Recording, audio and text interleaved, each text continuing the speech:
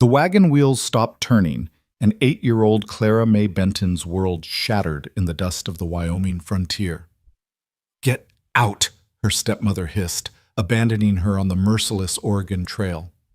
Alone, terrified, with nothing but a rag doll and fading hope, Clara faced certain death, until a mysterious horseman appeared on the ridge. This is the story of the orphan girl who lost everything and the broken rancher who saved her life. Stay until the end and comment your city so I can see how far this story has traveled. The late afternoon sun hung low over the Wyoming territory, casting long shadows across the endless prairie. The year was 1867, and the Oregon Trail stretched like a ribbon of broken dreams through the untamed West. Dust devils danced in the distance, and the wind carried the scent of sagebrush and desperation. Inside the cramped covered wagon, 8-year-old Clara May Benton pressed herself against the rough wooden side, trying to make herself invisible. Her small hands clutched a threadbare rag doll, the last thing her real mother had made before consumption took her 3 years ago. The doll's button eyes were loose, and its dress was nothing more than scraps, but Clara held it like it was made of gold. "Stop your sniveling back there," Martha Benton snapped from the driver's seat. The woman who had married Clara's father 2 years ago was all sharp angles and bitter words. Her face, weathered beyond her 30 years, twisted with perpetual displeasure. "You're lucky I didn't leave you back in Independence." Clara bit her lip hard enough to taste copper. She'd learned long ago that talking back only made things worse. Her father, Thomas Benton, had died of cholera 6 weeks into their journey west.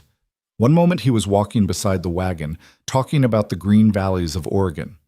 The next, he was burning with fever, convulsing, gone. They'd buried him in a shallow grave marked with nothing but stones, just another casualty of the westward dream. After that, everything changed. "You're dead weight," Martha had told her the night after they buried Thomas. "Eating food that ain't yours, taking up space, your daddy's gone, and I got no use for his brat." The wagon train had left them behind 3 days ago. Martha had claimed Clara was too sick to travel, that they needed to rest. The wagon master, a grizzled man named Horace Turnbull, had looked at Clara with sympathy, but hadn't argued. One family falling behind was unfortunate, but not uncommon. The trail didn't wait for anyone. But Clara wasn't sick. Martha had simply decided she was done pretending to care. For 3 days they'd traveled alone, Martha driving the oxen with grim determination. Clara hadn't understood where they were going until this morning, when Martha turned the wagon south, away from the trail markers, toward nothing but wilderness. "Where are we going?" Clara had finally whispered. "You'll see soon enough." Now as the wagon jerked to a halt, Clara's heart hammered against her ribs like a trapped bird. Through the gap in the canvas, she could see they were in the middle of nowhere. No trees, no water, no shelter. Just endless brown grass and distant mountains that looked like jagged teeth against the sky. Martha climbed down from the driver's seat with heavy, purposeful movements. She was a big woman, made bigger by the layers of dust-caked skirts and the fury that seemed to radiate from her like heat. "Get out," Martha said, yanking back the canvas cover. Clara didn't move. Couldn't move. Fear had turned her legs to stone. "I said get out!" Martha's hand shot out, grabbing Clara's thin arm and hauling her toward the back of the wagon. Clara's bare feet scrambled for purchase on the rough boards. Her shoes had worn through weeks ago, and Martha had refused to spare money for new ones. Clara landed hard in the dirt, the impact knocking the air from her lungs. She clutched her doll to her chest, feeling the loose button eye press into her palm. Martha stood over her, backlit by the setting sun, looking like a vengeful angel from the hellfire sermons the circuit preacher used to give back in Missouri. "This is where you get off, girl." "What?" Clara's voice came out as barely a whisper. I don't understand." "Course you don't. You're stupid as your daddy was, God rest his worthless soul." Martha walked back to the wagon and grabbed a small bundle, Clara's only other dress, torn and faded, and a tin cup. She threw them on the ground beside Clara. "There. I'm being generous. That's more than you deserve." But you can't." Clara scrambled to her feet, her entire body shaking. "You can't leave me here. There's nothing here. No people, no town, no—" "Exactly." Martha climbed back onto the wagon seat and gathered the reins. "You've been nothing but a burden since your daddy died. Eating my food, using my supplies. Well, I'm done. You can find your own way now. Please. Clara ran forward, reaching for the wagon wheel. Please, I'll be good. I'll work harder. I won't eat much, I promise. Please don't leave me. Martha cracked the whip over the oxen's backs. The animals lurched forward, and the wagon wheel nearly caught Clara's hand. She stumbled backward, falling again into the dirt.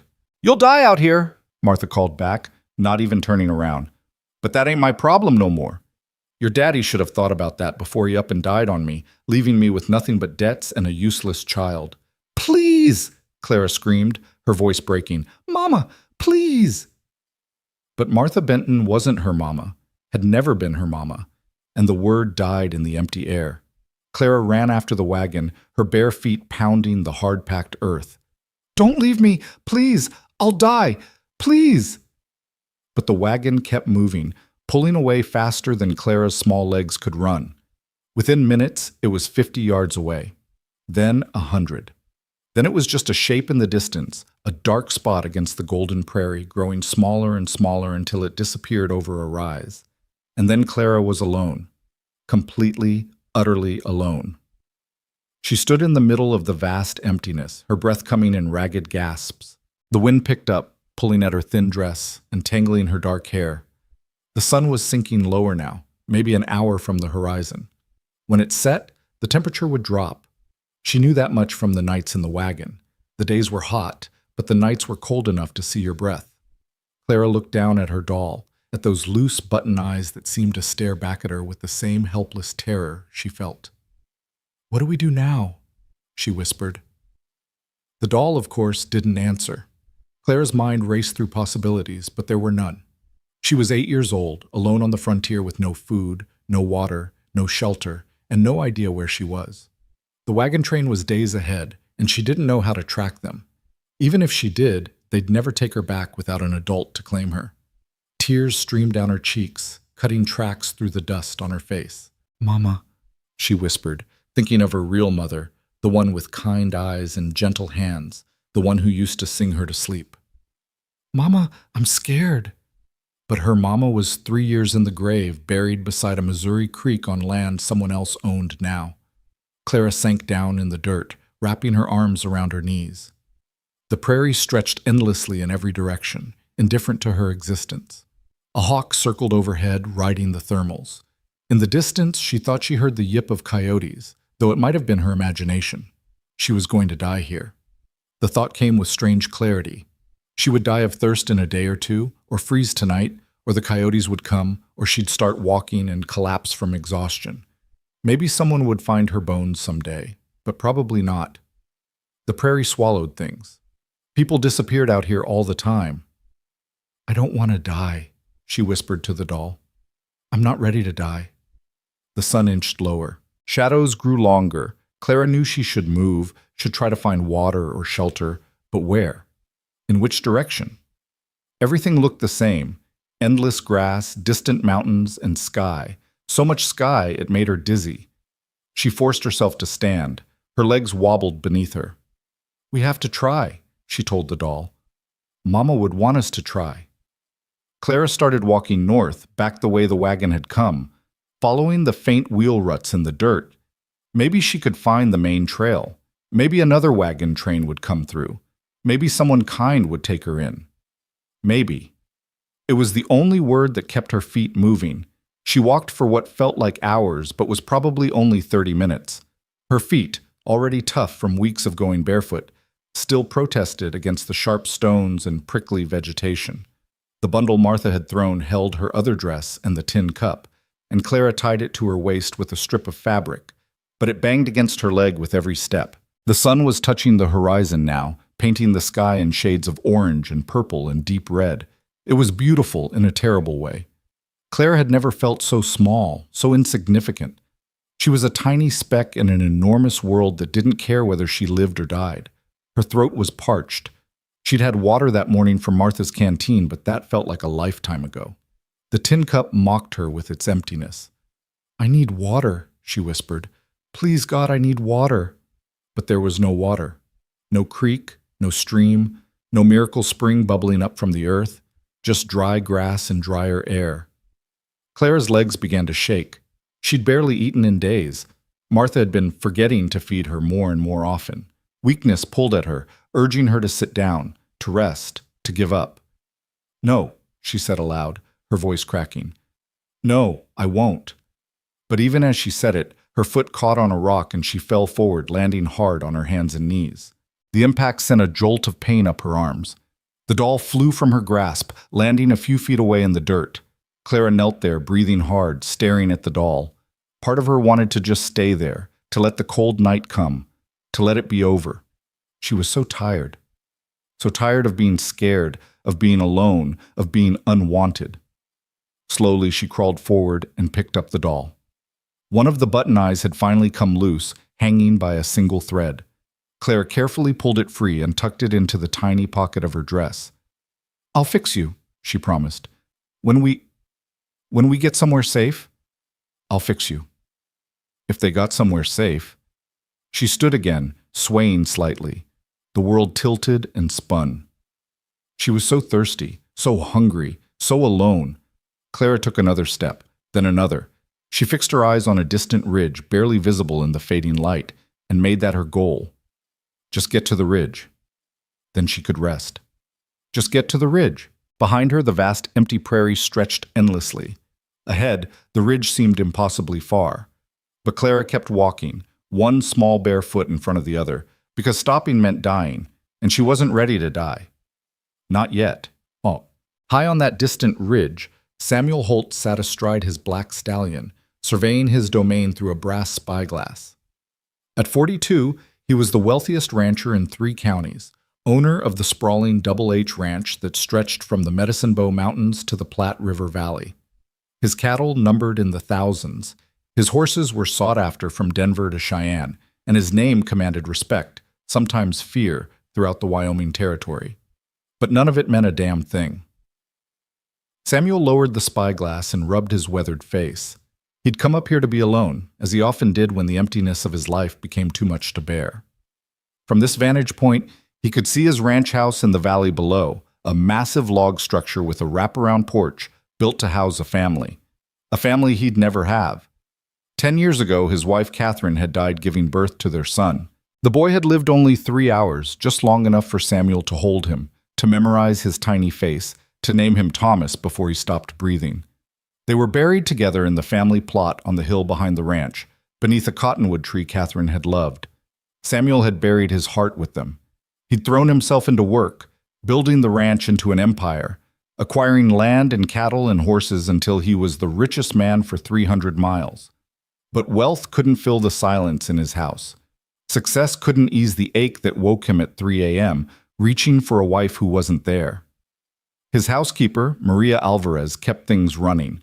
She cooked and cleaned and tried to mother him, though he didn't deserve it. His ranch foreman, Tom Jessup, managed the men and the herds. Everyone did their jobs, and Samuel paid them well, but he was just going through the motions, living without really being alive. He raised the spyglass again, scanning the empty prairie more from habit than purpose. The sun was almost down now, the last light painting everything gold and crimson. In another 30 minutes, it would be dark. Time to head back, to eat a dinner he wouldn't taste, to sit by a fire that wouldn't warm him, to sleep in a bed that felt too big.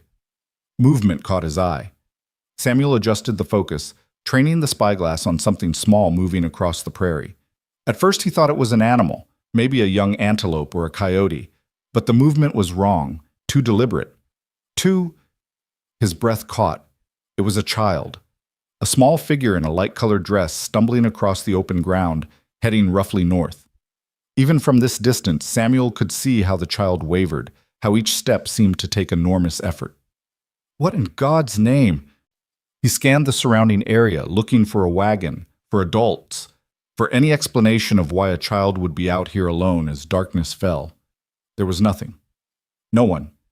Just the small figure growing smaller as distance and failing light began to swallow it. Samuel's jaw tightened. He'd seen enough death on the frontier to know what happened to children left alone in the wilderness. He'd helped bury them. Kids who wandered off from wagon trains, who got separated from hunting parties, who simply stepped into the vast emptiness and were never seen again. For a moment he hesitated. It wasn't his problem. The child had parents somewhere, probably. Someone was responsible for this situation. Getting involved meant complications, questions, possibly legal entanglements. The smart thing would be to ride down to the territorial marshal's office in the morning, report what he'd seen, let the law handle it. The smart thing. But through the spyglass, he saw the child fall, saw the small body hit the ground and lie still for several seconds before slowly, painfully pushing back up. Saw the way the tiny figure clutched something, a doll maybe, to its chest before taking another stumbling step forward. Catherine's voice whispered in his memory, "The measure of a man isn't his wealth or his strength, Samuel. It's what he does when someone helpless needs him." Samuel lowered the spyglass and wheeled his horse around. "Let's go, Midnight," he murmured to the stallion. "We've got someone to find." The horse sensed his urgency and responded immediately, launching into a ground-eating gallop down the ridge. Samuel's mind raced as they descended. How long had the child been out here? Where had they come from? Why were they alone? The ridge was steep, forcing him to slow the horse on the treacherous descent. By the time he reached level ground, the light was fading fast, that brief twilight period before full darkness. Samuel oriented himself toward where he'd last seen the child and urged Midnight forward. "Call out!" he shouted into the growing darkness. "If anyone can hear me, call out!" Nothing but wind answered him. He rode in the direction he'd seen the child moving, standing in his stirrups to scan the ground. The prairie grass was knee-high in places, tall enough to hide a small body. If the child had collapsed again, he might ride right past without seeing them. "Hello?" he called again. "Anyone out here?" Then he saw it. A small bundle lying in the grass about 30 yards ahead. Samuel's heart sank. He'd seen too many bodies on the frontier, knew what death looked like. But as he approached, the bundle moved. The child was on hands and knees, crawling now, too weak to stand. Samuel dismounted quickly, ground-tying Midnight, and approached slowly so as not to frighten the small figure. "Easy now," he said softly. "I'm not going to hurt you." The child looked up, and Samuel felt something crack open in his chest. It was a girl maybe 8 or 9 years old, with dark tangled hair and huge eyes and a dirt-streaked face. She clutched a ragged doll to her chest and stared at him with a mixture of terror and desperate hope. "Please," she whispered, her voice cracked and dry. "Please don't hurt me." Samuel knelt down slowly, removing his hat. "I won't hurt you, child. I promise. My name's Samuel Holt. I have a ranch not far from here. Are you lost?" The girl's eyes filled with tears that spilled down her cheeks. "My stepmother, she left me. She said I was dead weight." White-hot fury blazed through Samuel's chest, but he kept his voice gentle. "She left you here? On purpose?" The girl nodded, clutching the doll tighter. "My daddy died. On the trail. And she didn't want me anymore." Samuel had to take a slow breath to control his anger. What kind of woman abandoned a child in the wilderness? What kind of monster looked at this small, helpless creature and saw nothing but inconvenience? "What's your name?" he asked gently. "Clara May Benton." She swayed slightly, and Samuel realized she was at the end of her strength. "And this is Lily." She held up the doll, and Samuel saw that one of its button eyes was missing. "Well, Miss Clara May," he said, keeping his tone warm and steady, "I'm very pleased to make your acquaintance, and Lily's too. Now, I know you've had a terrible day, but I'm wondering if you'd do me the honor of coming back to my ranch for supper. My cook makes the best beef stew in the territory, and I believe she just baked an apple pie this morning." Clara stared at him, clearly wanting to trust but afraid. I don't have any money. I can't pay." "Good thing I don't charge little girls for supper," Samuel said with a small smile. "It's against my policy. Bad for business." The tiniest smile flickered across Clara's face before fading. What if you're mean? What if you're like her?" Samuel's heart broke a little more. This child had learned not to trust, and he couldn't blame her. "That's a fair question," he said seriously. "I can't prove I'm not mean just by saying so. But I can tell you this. I've got a housekeeper named Maria who runs my household and doesn't stand for any nonsense. If I was mean, she would have boxed my ears and quit years ago. And I've got ranch hands who've worked for me for over a decade. Mean men don't keep good people around."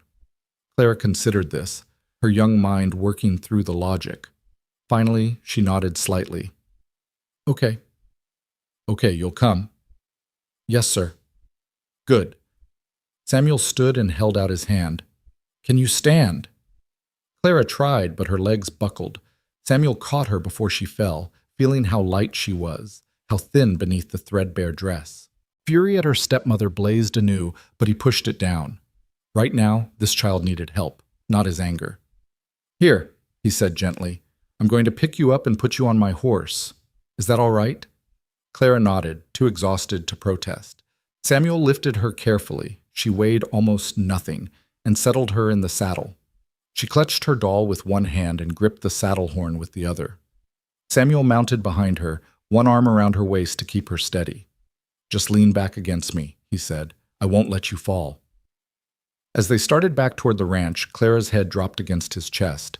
Within minutes, she was asleep, her body finally surrendering to exhaustion. Samuel held her carefully, this small broken creature that someone had thrown away like trash.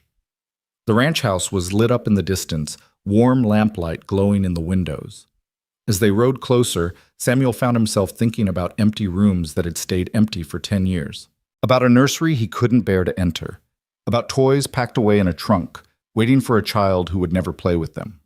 About how maybe, just maybe, God had put him on that ridge tonight for a reason.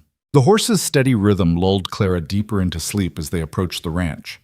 Samuel could feel her small body completely relaxed against him now, her breathing soft and even.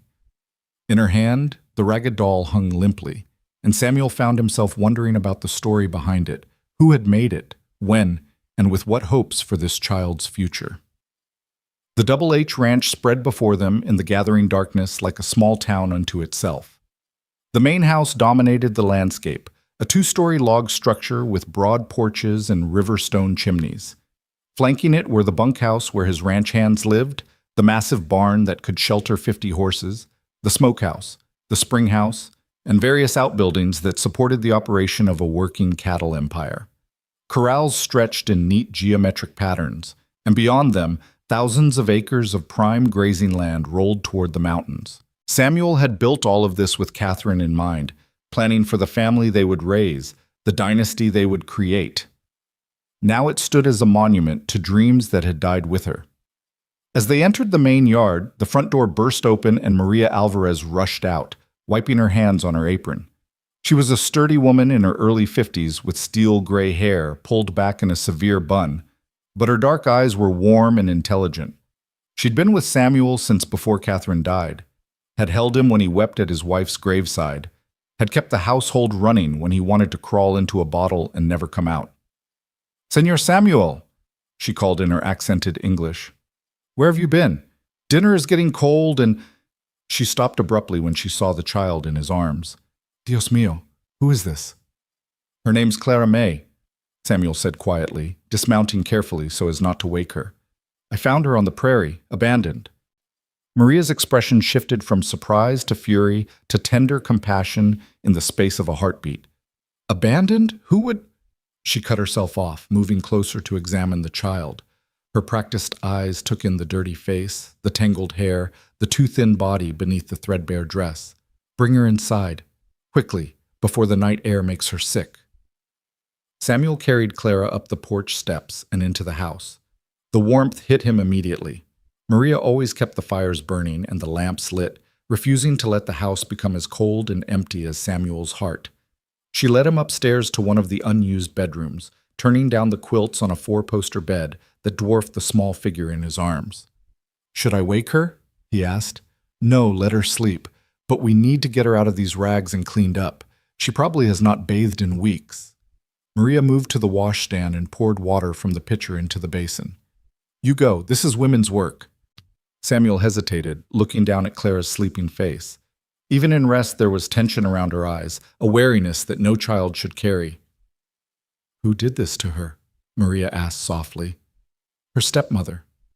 The child's father died on the trail, and the woman just left her, drove away, and left her to die." The words tasted like poison in his mouth. Maria crossed herself. "Monstruo," she whispered.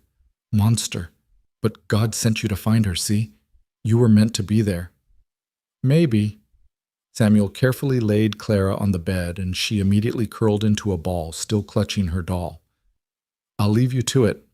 Holler if you need anything. He turned to go, but Maria's voice stopped him. Señor Samuel? Yes? She is staying, no? This child, she is staying here? Samuel met her eyes and saw the hope there, the same hope he felt stirring in his own chest despite every logical reason to squash it. She's been through hell, Maria. I can't turn her out. Bueno. That is what I thought. Maria smiled, and it transformed her usually stern face. Now go. Let me make this Niña presentable. Samuel descended the stairs and headed for his study, but his foreman, Tom Jessup, intercepted him in the hallway. Tom was a weathered man of 50 with a salt and pepper beard and eyes that missed nothing. Boss, Maria said you brought a kid home. That true? Found her on the prairie, abandoned by her stepmother. Tom's jaw tightened.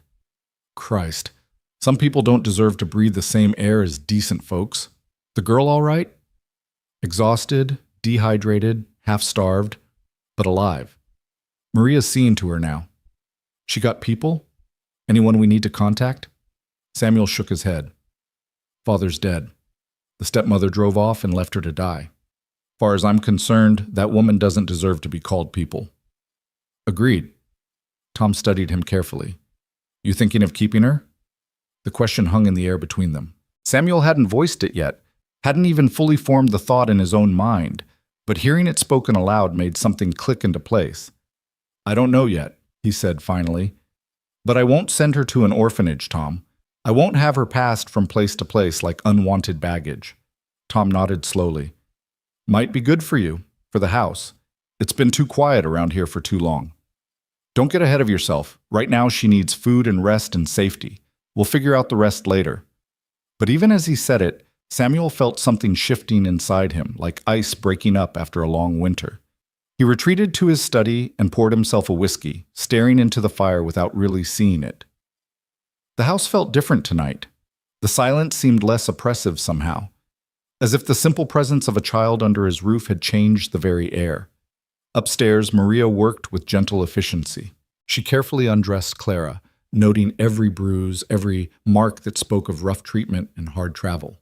The child stirred occasionally but didn't wake, her body too desperate for rest to fully surface.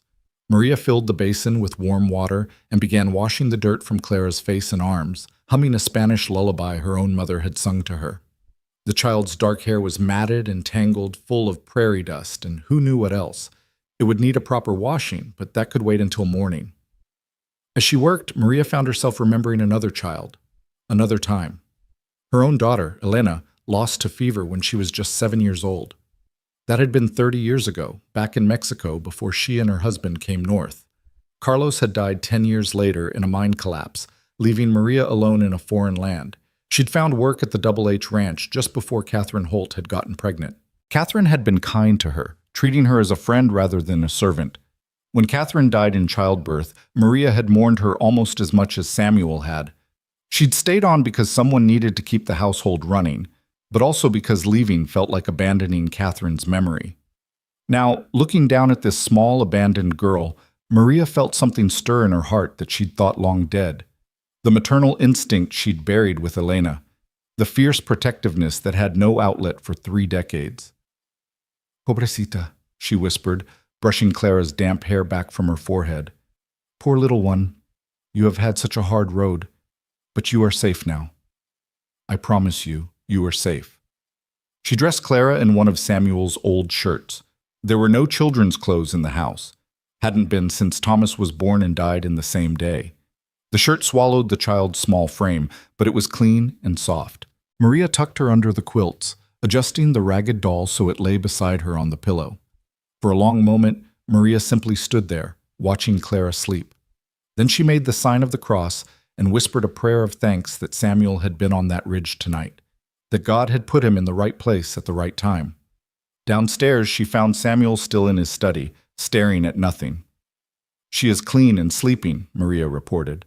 Tomorrow I will wash her hair properly and see about getting her some decent clothes. Thank you, Maria. De nada. It is no trouble. She paused. Senor Samuel, what will you do with her? I don't know yet, but she's staying here for now, at least until we figure out what's best for her. Maria nodded, satisfied. I will make up the room properly tomorrow, and I will cook her favorites. Do you know what she likes? I don't know anything about her except her name and that she's been through hell. Then I will make many things, and we will discover what makes her smile. Maria moved to the door, then turned back. You did a good thing tonight, senor. A very good thing. After she left, Samuel sat alone with his whiskey and his thoughts. The house settled around him, creaking and sighing as houses do. Somewhere above, a child slept in a bed that had been empty for 10 years. And Samuel Holt, the wealthiest rancher in 3 counties, the man who had everything except what mattered most, allowed himself to feel something he hadn't felt in a decade. Hope. Morning came bright and clear, the sun spilling golden light across the Wyoming landscape. Samuel woke early as always, dressed, and headed downstairs to find Maria already in the kitchen, preparing what looked like enough food to feed the entire ranch crew. Is all that for Clara? He asked. Si. I do not know what she will eat, so I make everything. Eggs, bacon, flapjacks, biscuits, gravy, fried potatoes. Maria gestured to the various pots and pans bubbling on the massive cast-iron stove. When she wakes, she will eat. If she can eat all that, I'll be impressed. She will not eat all of it, but she will eat something, and then we will know. Maria cracked another egg into the skillet. You should go check on her. She may be frightened, waking in a strange place. Samuel climbed the stairs and approached the guest room quietly. The door was ajar, and he could hear soft sounds from within, not quite crying, but close. He knocked gently. Clara? May I come in? Silence. Then a small voice. Yes, sir. He pushed the door open to find Clara sitting up in bed, clutching her doll and looking around the room with wide, uncertain eyes. Her hair stuck up in all directions, and Samuel's shirt hung off one thin shoulder. Good morning, he said gently. Did you sleep well? Clara nodded slowly. Where am I? You're at my ranch, the Double H. Do you remember last night? I found you on the prairie? Her face crumpled slightly. I thought maybe I dreamed it, that I was still out there. No dream. You're safe now. Samuel moved closer but maintained a respectful distance. Are you hungry? My housekeeper Maria has been cooking up a storm downstairs. Clara's stomach growled audibly, answering for her. She blushed. I'm sorry. Nothing to apologize for. Growing girls need to eat. He smiled. How about we get you downstairs and feed you properly? Clara slid out of the enormous bed, her bare feet dangling for a moment before touching the floor. She was so small, drowning in his shirt. Samuel felt that protective fury rise again at the thought of anyone abandoning this child. Can Lily come? Clara held up her doll. Of course, Miss Lily is a guest too. That earned him a tiny smile, the first real one he'd seen from her. Clara followed him downstairs, staying close, but not quite touching him. They entered the kitchen to find Maria setting out enough food for 6 people. Ah, buenos dias, niña, Maria beamed at Clara. Come, sit. You must be starving. Clara climbed onto a chair at the kitchen table, and Maria immediately began piling food onto a plate. Clara stared at the mountain of eggs, bacon, and biscuits with something like disbelief. I can't eat all this, she whispered. Eat what you can, Samuel said, taking a seat across from her with his own more modest plate. The rest won't go to waste. Clara picked up a fork and took a tentative bite of eggs, then another. Then she was eating faster, shoveling food into her mouth like she was afraid someone would take it away. Slow down, mija, Maria said gently. The food is not going anywhere. No one will take it from you. Clara forced herself to slow down, but Samuel could see the effort it took. How long had she been hungry? Weeks? Months? He thought about Martha Benton and what he'd like to do if he ever met the woman. None of it was civilized. Clara, he said carefully, I need to ask you some questions about what happened. Is that all right? Clara nodded, her mouth full of biscuit. You said your father died on the trail? She swallowed hard. Yes, sir, 6 weeks ago. It was cholera. He was fine in the morning, and by nighttime, she stared at her plate. They buried him beside the trail. We didn't even have a proper marker. I'm sorry, that must have been terrible. My real mama died 3 years ago, back in Missouri, consumption. Clara's voice was flat, reciting facts.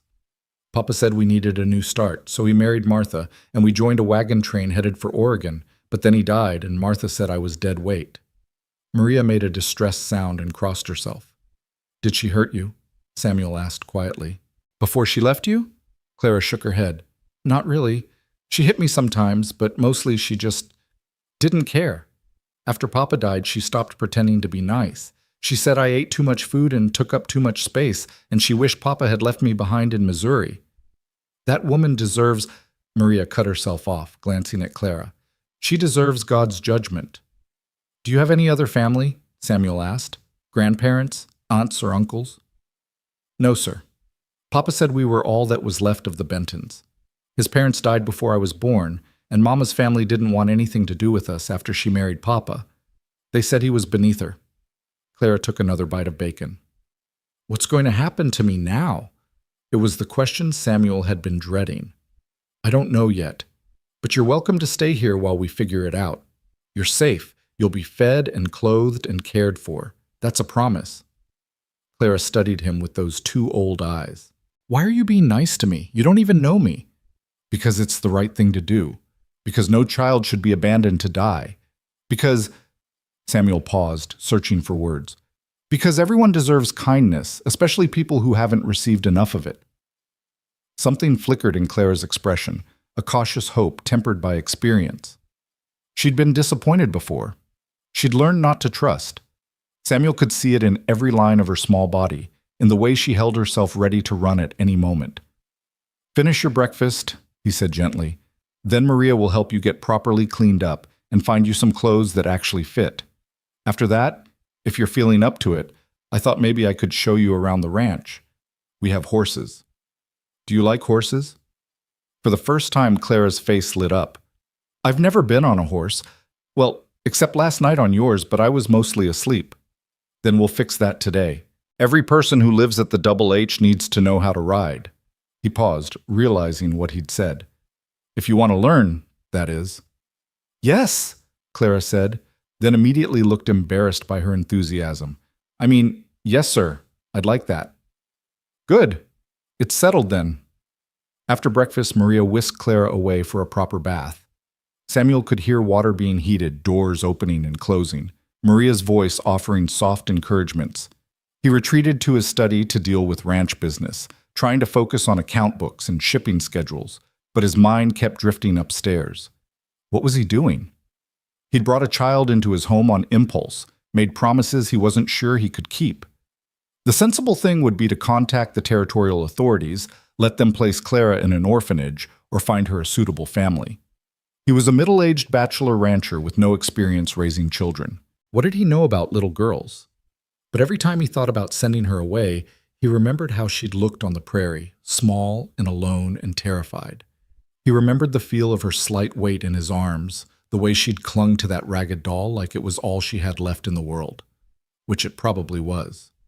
A knock on the door interrupted his thoughts. Come in. Maria entered, her expression serious. Senor, I need to speak with you. About Clara. Si. I have bathed her and— Maria paused, choosing her words carefully. She has bruises. Old ones, mostly faded, but they tell a story. That woman hit her more than once, and she has scars on her back that look like they came from a switch or a belt. Samuel's hands clenched into fists. Christ. There is more. She is very thin, thinner than she should be. She has been underfed for a long time, I think. Months, maybe. And her feet, Dios, her feet are tough as leather from walking barefoot. Her shoes wore out and the stepmother would not replace them. That woman should hang, Samuel said flatly. Perhaps, but right now we must focus on the child. She needs clothes, proper shoes, good food, and time to heal. Not just her body, but her spirit. She is a frightened little bird, senor. It will take patience and kindness to help her trust again. I'm not good with children, Maria. I don't know what to say to her, how to act around her. You treat her with respect and kindness, which is what you have been doing. That is enough. Maria moved closer, her dark eyes intense. Senor Samuel, I see how you look at her. I see what is in your heart. You want to keep her, no? Samuel was quiet for a long moment.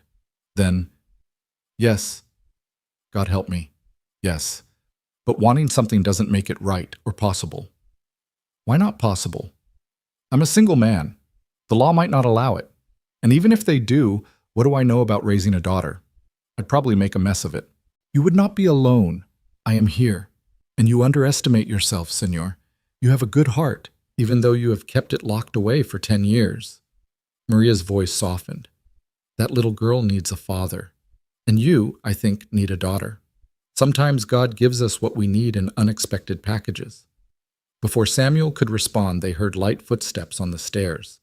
Clara appeared in the doorway, transformed.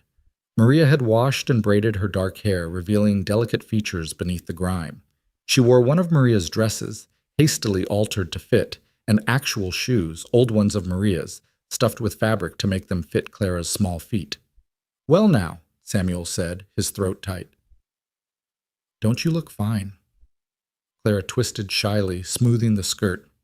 It's too big, but Miss Maria said she'd make me proper clothes soon. You look perfect, Samuel said, and meant it.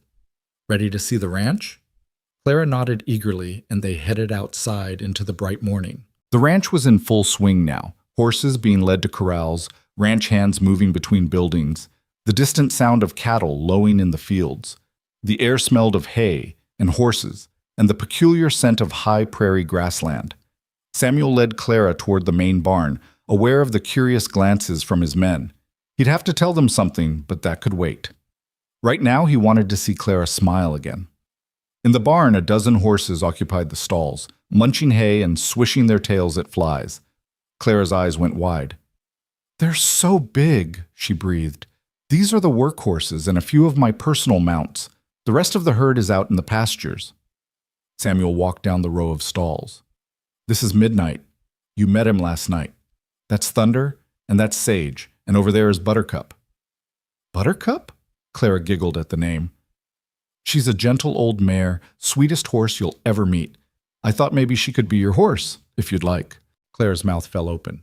My horse? I could have my own horse? Well, she'd technically be mine, but you could ride her, take care of her, learn on her. Would you like that? Yes. Clara rushed to Buttercup's stall. The golden mare turned her head and nickered softly.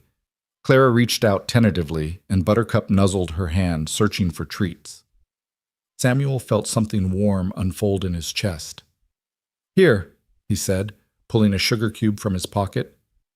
Hold your hand flat, like this. He demonstrated, and Clara copied him. Buttercup delicately took the sugar cube, her soft lips barely touching Clara's palm. Clara laughed, a real, delighted laugh that echoed in the barn. She likes me.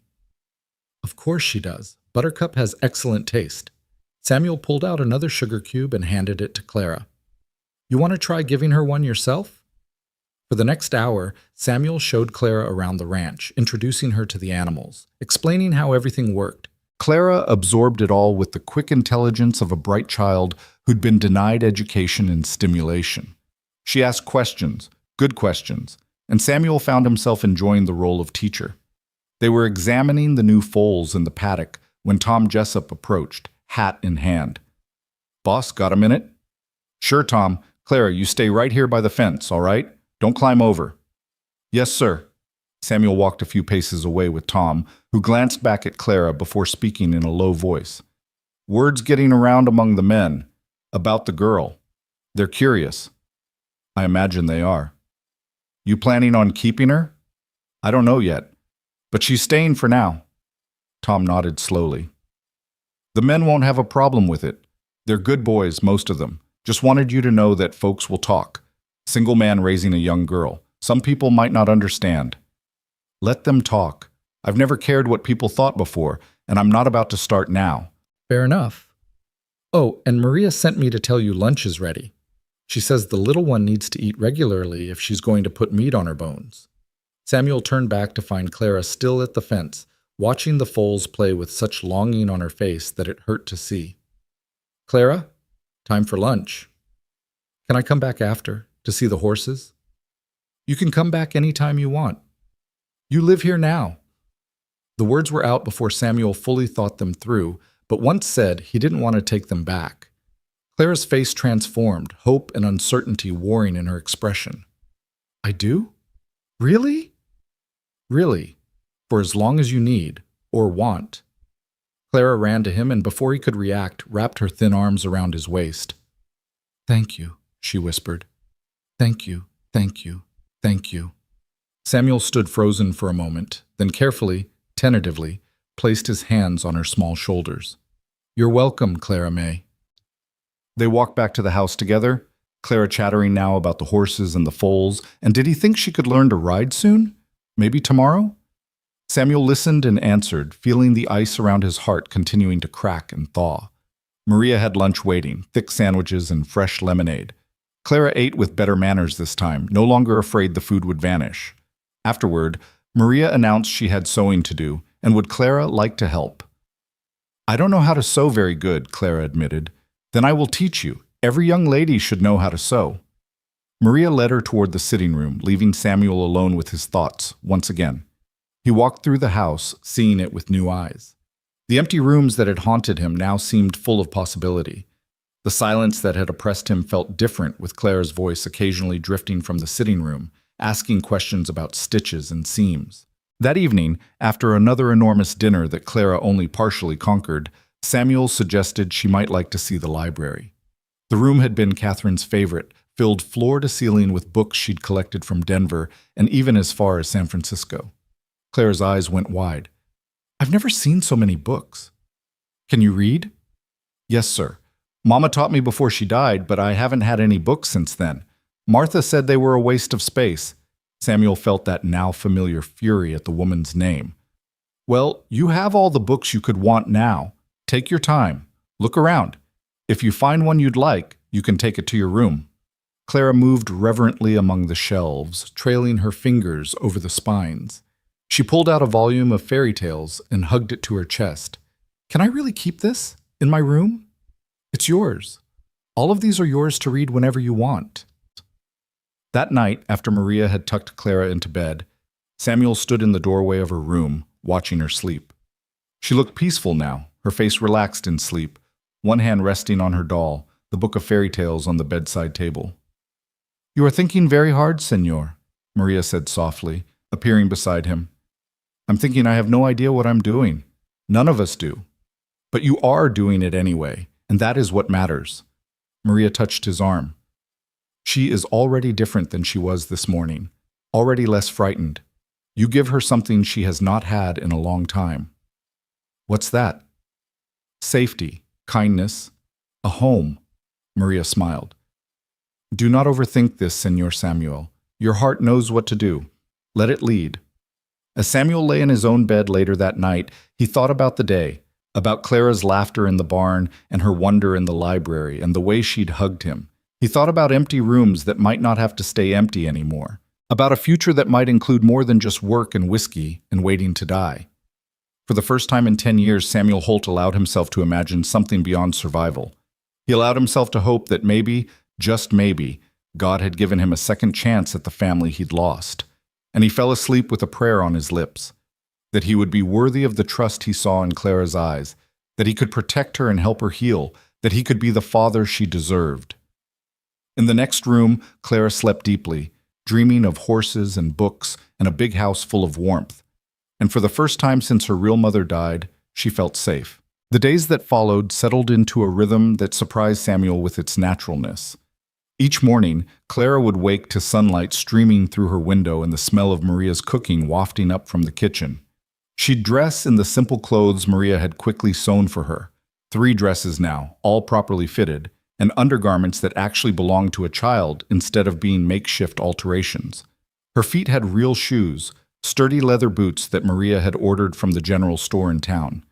By the end of the first week, Clara had gained back some of the weight she'd lost, her cheeks filling out and color returning to her skin. The dark circles under her eyes faded. The constant wariness in her posture began to ease, though it never quite disappeared. Samuel understood that. Trust, once broken, took time to rebuild. Maria had taken to the role of teacher with enthusiasm. In the mornings, before the heat of the day set in, she'd sit with Clara at the kitchen table and work on reading, writing, and arithmetic. Clara soaked up the lessons like desert sand absorbing rain, hungry for knowledge after years of neglect. "She is very bright," Maria told Samuel one evening after Clara had gone to bed. "Very bright indeed. With proper schooling, she could go far." "There's a school teacher in town," Samuel mused, "Mrs. Henderson, though I hear she's getting on in years and thinking of retiring. Perhaps when Clara is ready. For now, she needs time to simply be a child, to play and laugh and not be afraid." Samuel had taken it upon himself to teach Clara about ranch life. Every afternoon, they'd walk the property together, Samuel explaining the workings of the operation while Clara asked endless questions. How did you know when a cow was sick? Why did the horses need their hooves trimmed? What did the different brands mean? How far did the ranch extend? Her questions delighted him, reminding him of his own childhood wonder at the world. He found himself explaining things he'd taken for granted for decades, seeing them fresh through her eyes. The highlight of Clara's day was always the time spent with Buttercup. True to his word, Samuel had made the gentle mare Clara's special charge. Under his careful supervision, Clara learned to brush and groom the horse, to clean her hooves, to measure out feed. Buttercup responded to the attention with patient affection, standing still while Clara worked and nickering softly when she approached. "When can I ride her?" Clara asked for the 10th time, running her brush down Buttercup's golden flank. "Soon," Samuel promised. "First you need to be comfortable around her. Horses can sense fear and they respond to confidence. You're building that now, learning her moods, understanding how she communicates." "She talks to me," Clara said seriously. "Not with words, but I know what she means. Like when she swishes her tail fast, she's annoyed by flies. And when she stamps her foot, she's impatient. And when she does that soft nicker thing, she's happy to see me." "Exactly right. You're a natural." The praise made Clara beam. Samuel had noticed how she responded to encouragement, how starved she'd been for kind words. It made him wonder what her life had been like with Martha Benton, and the wondering always led to anger he had to tamp down. That woman had done her damage and was gone. All Samuel could do now was help Clara heal. On the 10th day, Samuel decided Clara was ready. He led Buttercup to the round pen, saddled her carefully while Clara watched every move, explaining each piece of tack and its purpose. "Now," he said, "first time up, I'm going to lead her while you ride. Just to get you used to the feeling, all right?" Clara nodded eagerly, practically vibrating with excitement. Samuel lifted her up into the saddle. She was so light still despite Maria's best efforts, and adjusted the stirrups as short as they'd go. Even then, Clara's feet barely reached them. "Hold the reins like this," he demonstrated. "Not too tight, just enough to keep contact with her mouth. She's trained to neck rein, which means you lay the rein against her neck to turn her, but for now, just focus on sitting tall and keeping your balance." Samuel clicked his tongue and led Buttercup forward at a slow walk. Clara swayed slightly, then found her balance, gripping the saddle horn with one hand. "I'm riding," she called out, her voice full of wonder. "Mr. Samuel, I'm really riding." "That you are, Miss Clara, that you are." They circled the pen several times, Samuel calling out instructions about posture and balance, Clara absorbing every word. By the end of 30 minutes, she was sitting confidently, no longer clutching the saddle horn, moving with Buttercup's rhythm instead of fighting it. "You're a natural," Samuel told her, and the smile she gave him could have lit up the night sky. That evening, as they sat down to dinner, Clara chattered nonstop about riding, reliving every moment. Maria and Samuel exchanged amused glances over her head, and Samuel felt something he hadn't experienced in a decade, the simple joy of family dinner conversation. "Tomorrow can we go faster?" Clara asked, attacking her roast chicken with enthusiasm. "We'll see. Gotta walk before you can run, little one." "I'm not that little. I'm 8.5. "My apologies. 8.5 is practically grown." Samuel's lips twitched with suppressed amusement. After dinner, they retired to the library, as had become their custom. Samuel would read aloud while Clara curled up in the big leather chair, sometimes following along in her own book, sometimes just listening. Tonight he was reading Treasure Island, doing different voices for the characters. Claire's eyes were wide as he described Long John Silver, and she gasped at all the right moments. When he finally closed the book for the night, Clara looked up at him with an expression so full of contentment that Samuel's chest tightened. "Mr. Samuel?" she said softly. "Yes, Clara? Can I ask you something?" "Of course." She twisted her hands in her lap, suddenly nervous. "Are you going to send me away?" The question hit Samuel like a physical blow. He set the book aside and knelt down beside her chair so they were eye to eye. "Why would you think that?" "Because everyone does. Mama died, then Papa, then Martha left me. Everyone leaves or sends me away. And I thought maybe—" Her voice cracked. "Maybe when you got tired of me, you'd send me away too." "Clara, look at me." He waited until her tear-filled eyes met his. "I'm not sending you away. Not now. Not ever. You belong here. This is your home. Promise?" "I promise. Cross my heart." He made an X over his chest, and Claire's lips trembled into a smile. "Can I call you Papa?" The words came out in a rush, as if she'd been holding them in for days. "Miss Maria said I should ask first, that it was polite, but I really want to, if it's okay, if you don't mind." Samuel felt his eyes burning. He thought of his son Thomas, who'd never gotten the chance to call him Papa, who'd barely lived long enough to open his eyes. He thought of all the empty years, all the silence, all the loneliness he'd wrapped around himself like armor. "I'd be honored," he managed, his voice rough. "I'd be honored if you called me Papa." Clara launched herself at him, wrapping her thin arms around his neck. Samuel held her carefully, afraid of holding too tight, afraid of letting go.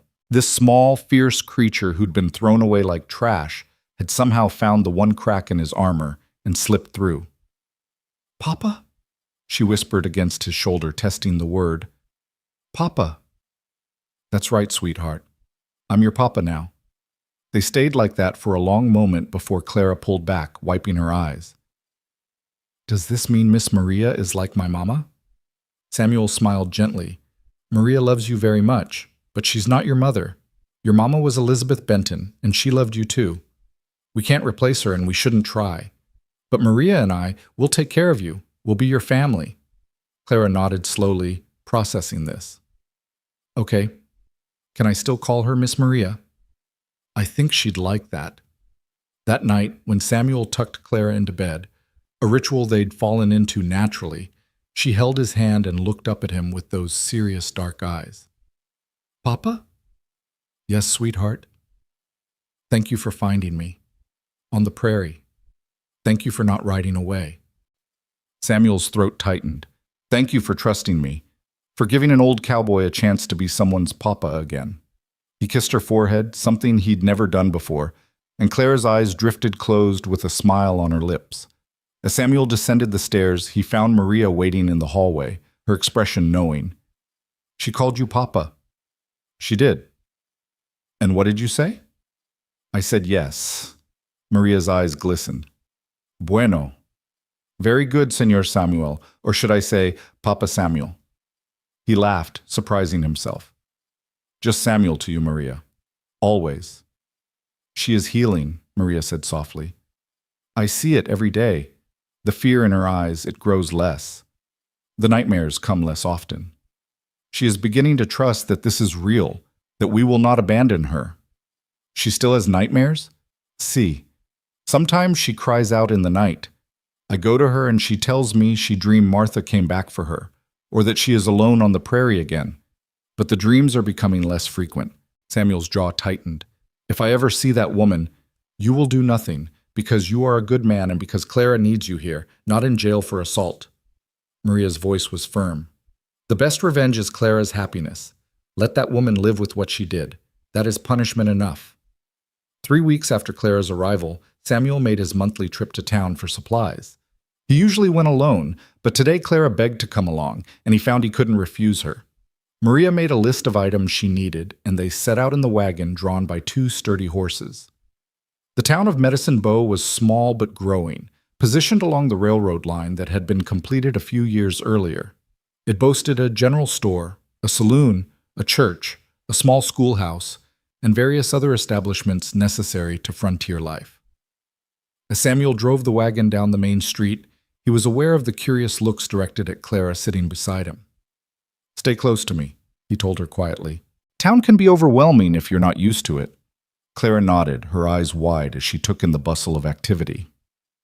They tied up outside Harmon's general store, and Samuel helped Clara down from the wagon.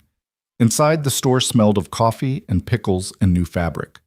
Mrs. Harmon, a plump woman with kind eyes, looked up from behind the counter.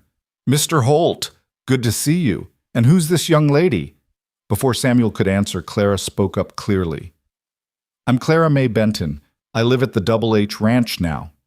Samuel felt a surge of pride at her confidence. Mrs. Harmon's eyebrows rose slightly, but she smiled warmly. "Well, welcome to Medicine Bow, Clara May. Any friend of Mr. Holt's is a friend of mine." As Samuel went through Maria's list, Clara wandered the store, examining everything with fascination. She lingered by the candy jars, and Samuel noticed. When Mrs. Harmon finished filling his order, he pulled out an extra coin. "Give Miss Clara whatever candy she'd like, within reason." Clara's face lit up. "Really?" "Really. But don't make yourself sick." She chose carefully, settling on peppermint sticks and lemon drops, thanking Mrs. Harmon with perfect manners that made Samuel proud. As they loaded supplies into the wagon, a man Samuel recognized as Chester Whitmore, owner of a neighboring ranch, approached. "Holt, heard you took in a stray." Whitmore's eyes flicked to Clara with something less than kindness. "Indian kid?" Samuel's voice went cold. "She's my daughter, and I'd appreciate you keeping a civil tongue in your head." Whitmore snorted. "Daughter? Come on, Holt. Everyone knows you're a widower with no children. Where'd she really come from?" "That's none of your damn business." Samuel's hand moved to rest on Clara's shoulder, protective and possessive. "Now, if you'll excuse us, we have business to attend to." As they drove away, Clara was quiet. Finally, she spoke in a small voice. "He didn't believe I was your daughter. Some people are small-minded and rude, pay them no mind. But I'm not really your daughter, not by blood." Samuel pulled the wagon to a stop at the edge of town and turned to face her fully. "Clara, listen to me. Family isn't just about blood. It's about who you choose to love and who chooses to love you back. You're my daughter in every way that matters. Anyone who says different can go to hell." Clara's eyes widened at the profanity, then she giggled. "You said a bad word." "I did. Don't tell Maria." "I won't." She sobered. "But Papa, what if someone tries to take me away? What if the law says I have to go somewhere else?" It was a fear Samuel had been harboring himself, though he'd tried not to show it. "Then we'll deal with it when it happens. But Clara, I promise you, I will fight for you. I will not let anyone take you if I can prevent it." She seemed satisfied with this answer, or at least willing to trust him.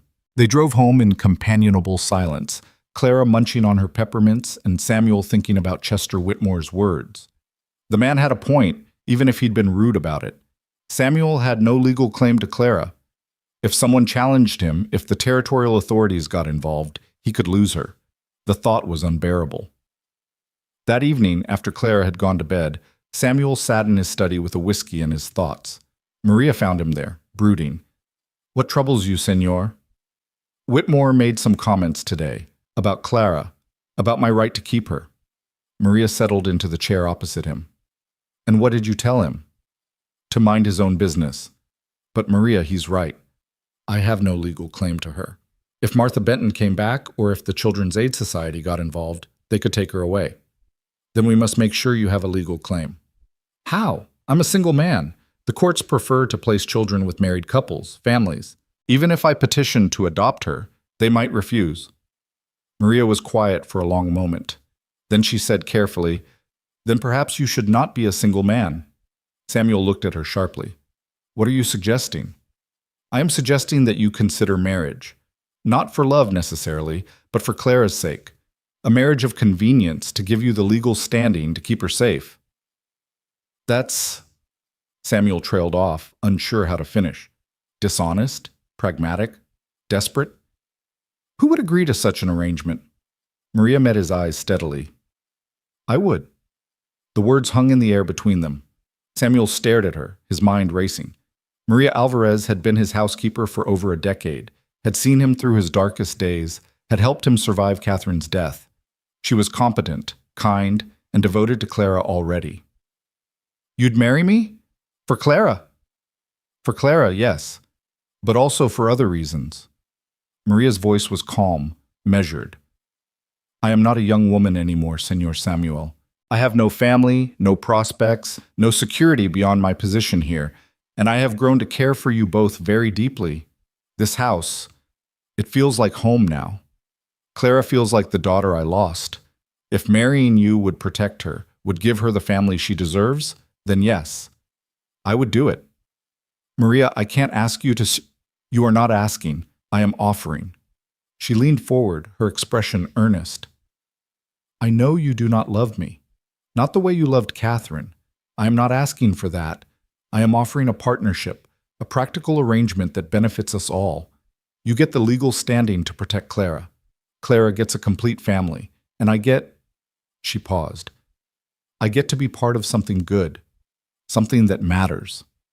Samuel thought about it, turning the idea over in his mind. It made sense in a cold, practical way, but it also felt wrong somehow, like he'd be using Maria. "It wouldn't be fair to you," he said finally. "You deserve more than a marriage in name only. What I deserve is irrelevant. What matters is what is best for Clara." Maria's voice softened. "Besides, Senor, who says it must remain in name only? We have respect for each other, affection even. We have lived under the same roof for years. Perhaps in time we could build something more." "Perhaps," Samuel echoed, not quite able to imagine it. Catherine's memory still hung over him, a ghost he'd never fully laid to rest. "Think about it," Maria said, rising. "There is no rush. But if trouble comes, if someone threatens to take Clara, we should have a plan." After she left, Samuel sat alone with his whiskey and his thoughts. Marriage. The word felt strange, almost foreign. He'd been married once to Catherine, and it had been a great love story. Passionate, all-consuming, tragic in its ending. The thought of marrying again for reasons of pragmatism rather than passion seemed almost like a betrayal of her memory. But then he thought about Clara's question. "Are you going to send me away?" He thought about the trust in her eyes when she called him Papa, the way she was slowly healing under their care. If marrying Maria would protect her, would ensure she stayed safe and loved and cared for, wasn't that worth more than his romantic notions? Catherine's voice whispered in his memory, "The measure of a man isn't his wealth or his strength, Samuel. It's what he does when someone helpless needs him." Samuel finished his whiskey in one swallow and made his decision. Whatever it took to keep Clara safe, he would do it, even if it meant marrying for convenience rather than love. The next morning, he found Maria in the kitchen and told her he'd thought about her offer. "I'll do it," he said simply. "If you're certain, if you understand what you're agreeing to, then yes. I'll marry you." Maria's face showed no surprise, only quiet satisfaction. "I am certain. When?" "Let's wait a bit. Make sure Clara is settled. Make sure this is really what we want. If no trouble comes, maybe we don't need to rush into it." Maria nodded. "That is wise. But Senor Samuel, start thinking of me as Maria, not Miss Maria. If we are to be married, we should at least use first names, no?" Samuel couldn't help but smile. "All right, Maria it is." The weeks continued to pass, each one bringing small changes and new routines. Clara's riding improved rapidly, and soon she was trotting Buttercup around the corral without help. Samuel had one of his ranch hands build her a small mounting block so she could saddle Buttercup herself, and the pride on her face the first time she did it independently made his heart swell. Maria taught her to cook, to sew, to keep house, but she also taught her Spanish songs and told her stories from her childhood in Mexico. Clara absorbed it all, her quick mind delighting in learning. Samuel introduced her to his account books, showing her how to track expenses and income. "A good rancher needs to know the business side," he explained. "It's not just about riding horses and herding cattle. It's about making smart decisions with money." Clara proved surprisingly adept with numbers, catching on quickly to the concepts of profit and loss. "So if we sell a steer for $40, but it cost us $20 to raise, we made $20 profit?" "Exactly right. And if we have 100 steers, that's..." Her face scrunched up as she calculated. $2,000 profit? Very good. Though it's rarely that simple, there are other expenses to factor in. But yes, that's the basic idea. One evening, about 6 weeks after Clara's arrival, they had an unexpected visitor. Samuel was sitting on the porch with his after-dinner coffee when a rider approached through the gathering dusk. He tensed, recognizing the uniform of a U.S. Marshal. "Stay inside," he told Clara, who'd been sitting beside him. She scurried into the house, and Samuel stood to greet the visitor. The Marshal was a young man, maybe 30, with a serious face. "Mr. Samuel Holt?" "That's me. What can I do for you, Marshal?" "I'm Marshal James Crawford out of Cheyenne. I'm looking for a missing child, reported abandoned on the Oregon Trail about 6 weeks ago. 8-year-old girl, dark hair, last seen in the area. You wouldn't happen to know anything about that?" Samuel's blood ran cold, but he kept his face neutral. "Might. What's your interest?" Children's Aid Society filed a report. They want to make sure the child is safe, place her in proper care. A wagon master named Turnbull reported that a woman traveling with a young girl left the train, claiming the child was sick. Never caught back up. The society wants to make sure the girl's all right. "The girl's fine. She's here." Crawford's eyebrows rose. "Here, on your ranch?" "I found her on the prairie, abandoned, took her in. She's been living here since." Samuel's voice was firm, daring the Marshal to challenge him. "I see. Well, I'll need to speak with her, make sure she's being properly cared for." Samuel wanted to refuse, but he knew that would only make things worse. "All right, but you keep a civil tone. She's been through enough." He called into the house, and Clara appeared in the doorway, Maria right behind her. When Clara saw the Marshal's uniform, fear flashed across her face. "It's all right, sweetheart," Samuel said gently. "This is Marshal Crawford. He just wants to ask you some questions." Crawford approached slowly, his expression softening when he saw Clara's fear. "Hello, miss. I'm just here to make sure you're okay. Can you tell me your name?" "Clara May Benton." Her voice was small but steady. "And how did you come to be at Mr. Holt's ranch?" "He found me, after Martha left me on the prairie to die." Clara's hand found Samuel's, gripping tight. "He saved me." "This Martha, she was your mother?" "Stepmother. My real mama died, then my papa died on the trail, and Martha didn't want me anymore." Clara's voice trembled slightly. "But I have a papa again now. He's my papa, and this is my home." Crawford looked between Clara and Samuel, his expression thoughtful. "Mr. Holt, might I have a word with you privately?" Samuel squeezed Clara's hand reassuringly. "Go inside with Maria. It's all right." Once they were alone, Crawford spoke bluntly. "The Children's Aid Society will want to place her in an orphanage or with a proper family. She has a family. She has me. You're a single man. Not for long. I'm engaged to be married." The lie came easily for Clara's sake. "To my housekeeper, Maria Alvarez. We're just waiting for the circuit judge to come through for the ceremony." Crawford studied him carefully. "That true? Ask Maria yourself if you don't believe me." The Marshal considered this.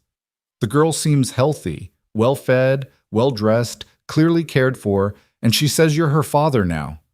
"I am her father, in every way that matters." Crawford was quiet for a long moment, then he sighed. "Look, Holt, off the record, the orphanages are overflowing. Most of those kids end up as cheap labor on farms or worse. If the girl's happy here, if she's being cared for, I'm not inclined to tear her away from a good situation."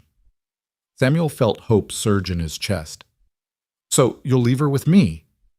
"I'll file a report saying I found the child. She's being well cared for by a rancher who plans to legally adopt her once he's married. That should satisfy the society. But Holt, you better actually marry that woman, because if they send someone else to check and you lied to me, I'll come back and haul your ass to jail for lying to a federal marshal." "I'll marry her. You have my word." Crawford nodded and mounted his horse. "Take care of that little girl. She's lucky she found you." As the marshal rode away, Samuel stood on the porch, his heart pounding. He'd just made a promise to a federal officer. There was no backing out now. Maria appeared in the doorway. "I heard," she said simply. "So when is the wedding?" Samuel looked at her, This woman who'd stood by him through everything, who'd offered herself as a solution to keep Clara safe. As soon as we can arrange it. Maria, are you sure? I am sure. For Clara. And perhaps, she smiled softly, perhaps for us too. Who knows what the future holds? That night, Samuel sat Clara down and explained what was going to happen. Maria and I are going to get married, to make us a real family in the eyes of the law, so no one can ever take you away. Clara's eyes went wide. Really? Miss Maria will be my mama? If that's all right with you. Clara thought about it seriously. Will she still teach me to cook? Of course. And you'll still teach me to ride? Always. Then yes, it's all right with me. Clara paused. Papa, does this mean we'll all be together, forever? Samuel pulled her close. That's exactly what it means, sweetheart. Forever. And as he held his daughter, because that's what she was now, truly and completely his daughter, Samuel felt the last of the ice around his heart finally melt away. The morning after Marshal Crawford's visit, Samuel woke with the weight of his promise settling over him like a heavy blanket. He told a federal officer he was getting married, and now he had to follow through. Not that he minded. Maria was a good woman, and Clara deserved the protection a complete family would provide. But the reality of it was suddenly very real, very immediate. He found Maria already in the kitchen, kneading bread dough with practiced efficiency. Clara sat at the table practicing her letters, her tongue poking out in concentration as she carefully formed each character. "Morning, Papa," she called cheerfully. "Morning, sweetheart. Maria, can I speak with you? Outside?" Maria wiped her flour-dusted hands on her apron and followed him onto the back porch. The morning was cool, the sun just beginning to burn off the night's chill. In the distance, ranch hands were already at work, and the sound of horses nickering carried on the breeze. "We need to make this official," Samuel said without preamble. "Crawford will file his report, and someone might follow up. We can't wait for the circuit judge. He won't be through for another 2 months. So what do you propose?" "We ride to Cheyenne, find a judge or justice of the peace who can marry us quickly, make it legal before anyone can question it." Maria nodded slowly. "And Clara?" "Comes with us. We'll make it a family trip. She's never seen a real city. It'll be an adventure for her." "When do we leave?" Samuel appreciated that she didn't hesitate, didn't question. "Tomorrow. I'll have Tom handle things here. We'll take the wagon, stay a few days, do this right." "Right," Maria echoed, and something flickered in her eyes that Samuel couldn't quite read. "Yes, we should do this right." When they told Clara over breakfast, her reaction was pure excitement. "A city? A real city with buildings and shops and everything?" "Everything," Samuel confirmed. "And while we're there, Maria and I will get married. Then we'll be a real family, legal and proper." Clara launched herself at Maria, hugging her fiercely. "You're going to be my mama!" Maria's eyes glistened as she held the child. "If you want me to be, mija, I would be honored." "Of course I want you to be. You teach me things and make good food and sing to me when I'm sad. You're already like a mama." Samuel watched them together and felt something shift in his chest. This could work. It wasn't the passionate love he'd shared with Catherine, but it was something solid, something real. Partnership, respect, affection. Maybe that was enough. They spent the rest of the day preparing for the journey. Maria packed clothes and provisions while Samuel handled ranch business, giving Tom Jessup detailed instructions for managing things in his absence. "You're really doing this?" Tom asked, studying his boss with knowing eyes. "Marrying Maria? I am. About damn time. That woman's been devoted to you for years. She deserves better than being just the housekeeper." Samuel frowned. "What do you mean, devoted to me?" Tom gave him a look that suggested Samuel was being deliberately dense. "Boss, anyone with eyes can see how she looks at you. Has for years. She loved Catherine like a sister, and after Catherine died, Maria stayed because of you. Not just for the job."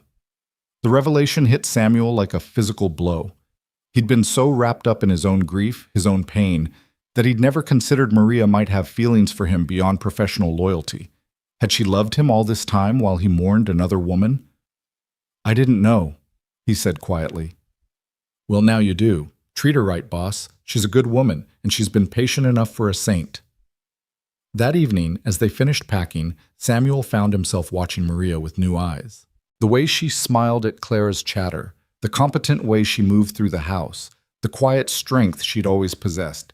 She'd been there through his darkest days, never demanding, never pushing, just present, solid, real. He caught her alone in the kitchen after Clara had gone to bed.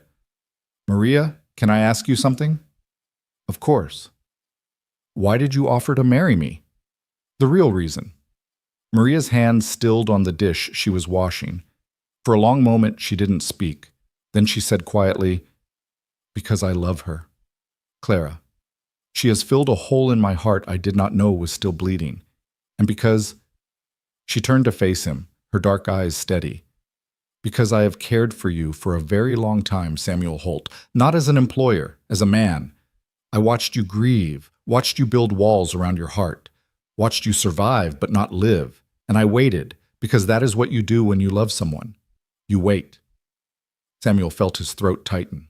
"Maria, You do not have to say anything. I do not expect declarations of love.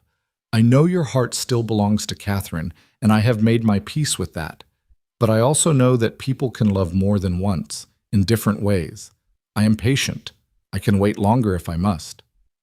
"You shouldn't have to wait. You deserve someone who loves you completely. I want you. Even if you cannot love me the way you loved her, I want this life, this family. Is that so wrong?" Samuel crossed to her and took her hands in his. They were work-roughened, strong hands, capable hands. "It's not wrong. And Maria, I may not love you the way I loved Catherine, but I do care for you, deeply. You've been my anchor for 10 years. You've kept me sane, kept me human. That means something." "It means enough," Maria said softly. "For now, it means enough." They left early the next morning, the wagon loaded with supplies and Clara bouncing with excitement on the bench seat between Samuel and Maria. The journey to Cheyenne would take 2 days of steady travel, and Samuel had planned their route to include an overnight stop at a way station he knew. As they rolled across the prairie, Clara peppered them with questions about the city, about the wedding, about everything. Samuel found himself relaxing into the rhythm of the journey, Maria's presence beside him comfortable and familiar. They made good time, stopping at midday to rest the horses and eat the lunch Maria had packed. Clara ran around stretching her legs, exploring the tall grass and chasing grasshoppers, while Samuel and Maria sat in the wagon's shade. "Are you nervous?" Maria asked. "About getting married?" "A little." "About doing right by Clara?" "More than a little." "You are already doing right by her. She is thriving, Samuel. Surely you see that." He did see it. The difference between the terrified, half-starved child he'd found on the prairie and the laughing girl chasing insects was like night and day. "She's a remarkable kid. Brave, smart, resilient.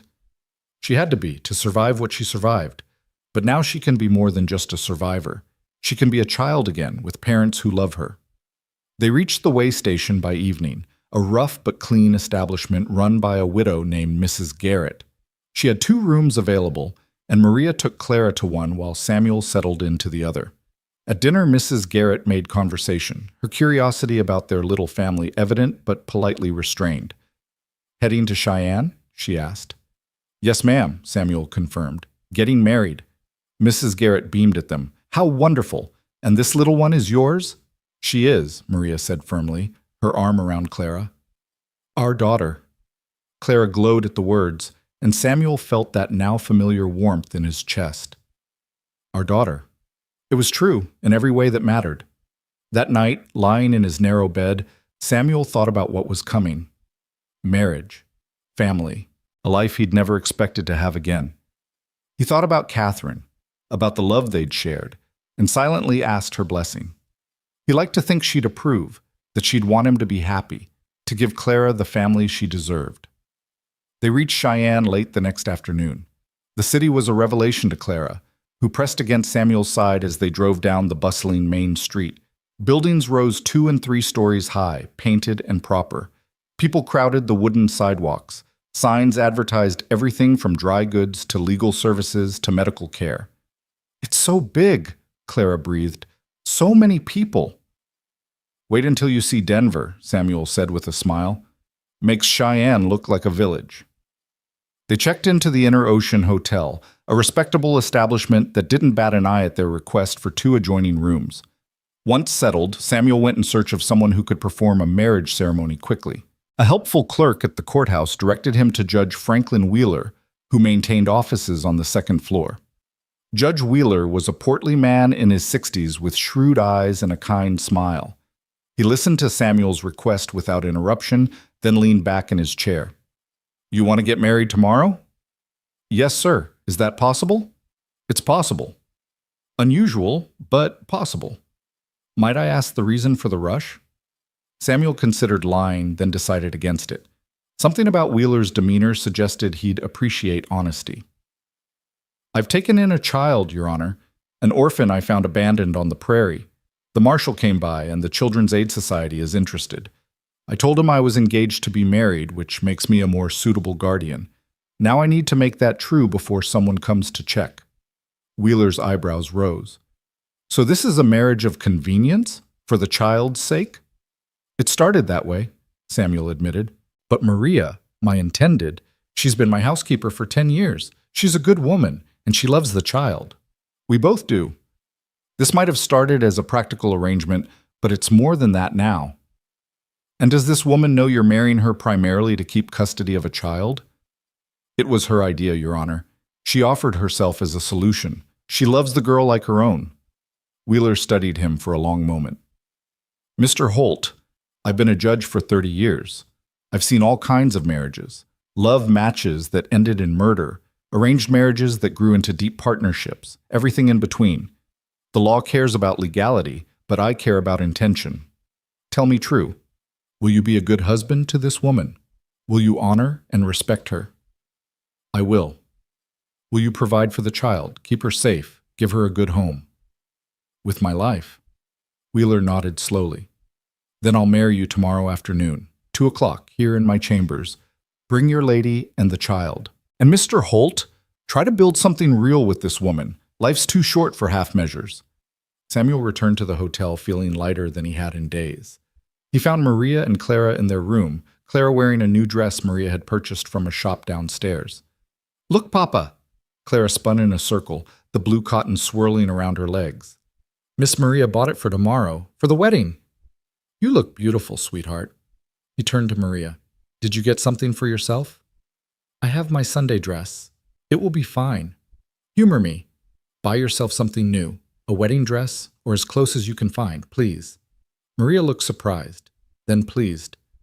"You do not have to." "I want to. You deserve to feel special tomorrow." After Clara was asleep that night, Samuel and Maria sat in the hotel's small lobby, sharing coffee and watching the street outside. The city was still alive with activity even after dark, saloons spilling light and noise onto the boardwalks. "Are you having second thoughts?" Maria asked quietly. "No. Are you?" "No. I simply wanted to be certain you were not feeling pressured." "Maria, if anything, I'm grateful. You're giving Clara security, giving us both a family. That's not nothing. It is also not a love match. I want to be clear about expectations, Samuel. I do not expect you to suddenly fall madly in love with me, but I hope we can build something good together. Partnership, respect, perhaps affection. We have affection already. The rest will come, or it won't. Either way, we'll make this work. For Clara." "For Clara," Maria agreed, "and perhaps in time for us too." The next morning dawned clear and beautiful. Maria disappeared early to pick up the dress she'd ordered, leaving Samuel to take Clara to breakfast. They found a small restaurant near the hotel, and Clara attacked her pancakes with enthusiasm. "Papa, are you nervous about marrying Miss Maria?" "A little. It's a big step." "But you like her, right? You're not just doing this for me?" Samuel reached across to squeeze her hand. "I'm doing it partly for you, yes, but also because Maria is a wonderful woman who deserves to be more than just a housekeeper. She deserves to be part of our family, official and proper. Does that make sense?" Clara nodded seriously. "I think so. Like how I'm your daughter because you chose me, not because we have the same blood. You're choosing Miss Maria too." "Exactly right. You're a smart kid. You know that?" "Papa says I'm the smartest kid in Wyoming." "Papa's right." They returned to the hotel to find Maria had returned, carrying a wrapped package. She shooed them out, insisting she needed time to prepare. Samuel and Clara wandered the town, stopping at a jewelry shop where Samuel purchased simple gold bands for himself and Maria, and a delicate silver locket for Clara. "What's this for?" Clara asked as he fastened it around her neck. "Because today you officially become Clara May Holt, daughter of Samuel and Maria Holt. That's worth celebrating." Clara opened the locket to find it empty. "There's no picture inside." "We'll fix that. We'll get a family photograph taken, and we'll put it right there. Then you'll always have us with you, no matter what." Tears welled in Clara's eyes. "Promise I'll always be yours? Even when I'm grown up?" "Always. That's what family means, sweetheart. Forever." At 2 o'clock, they climbed the stairs to Judge Wheeler's chambers.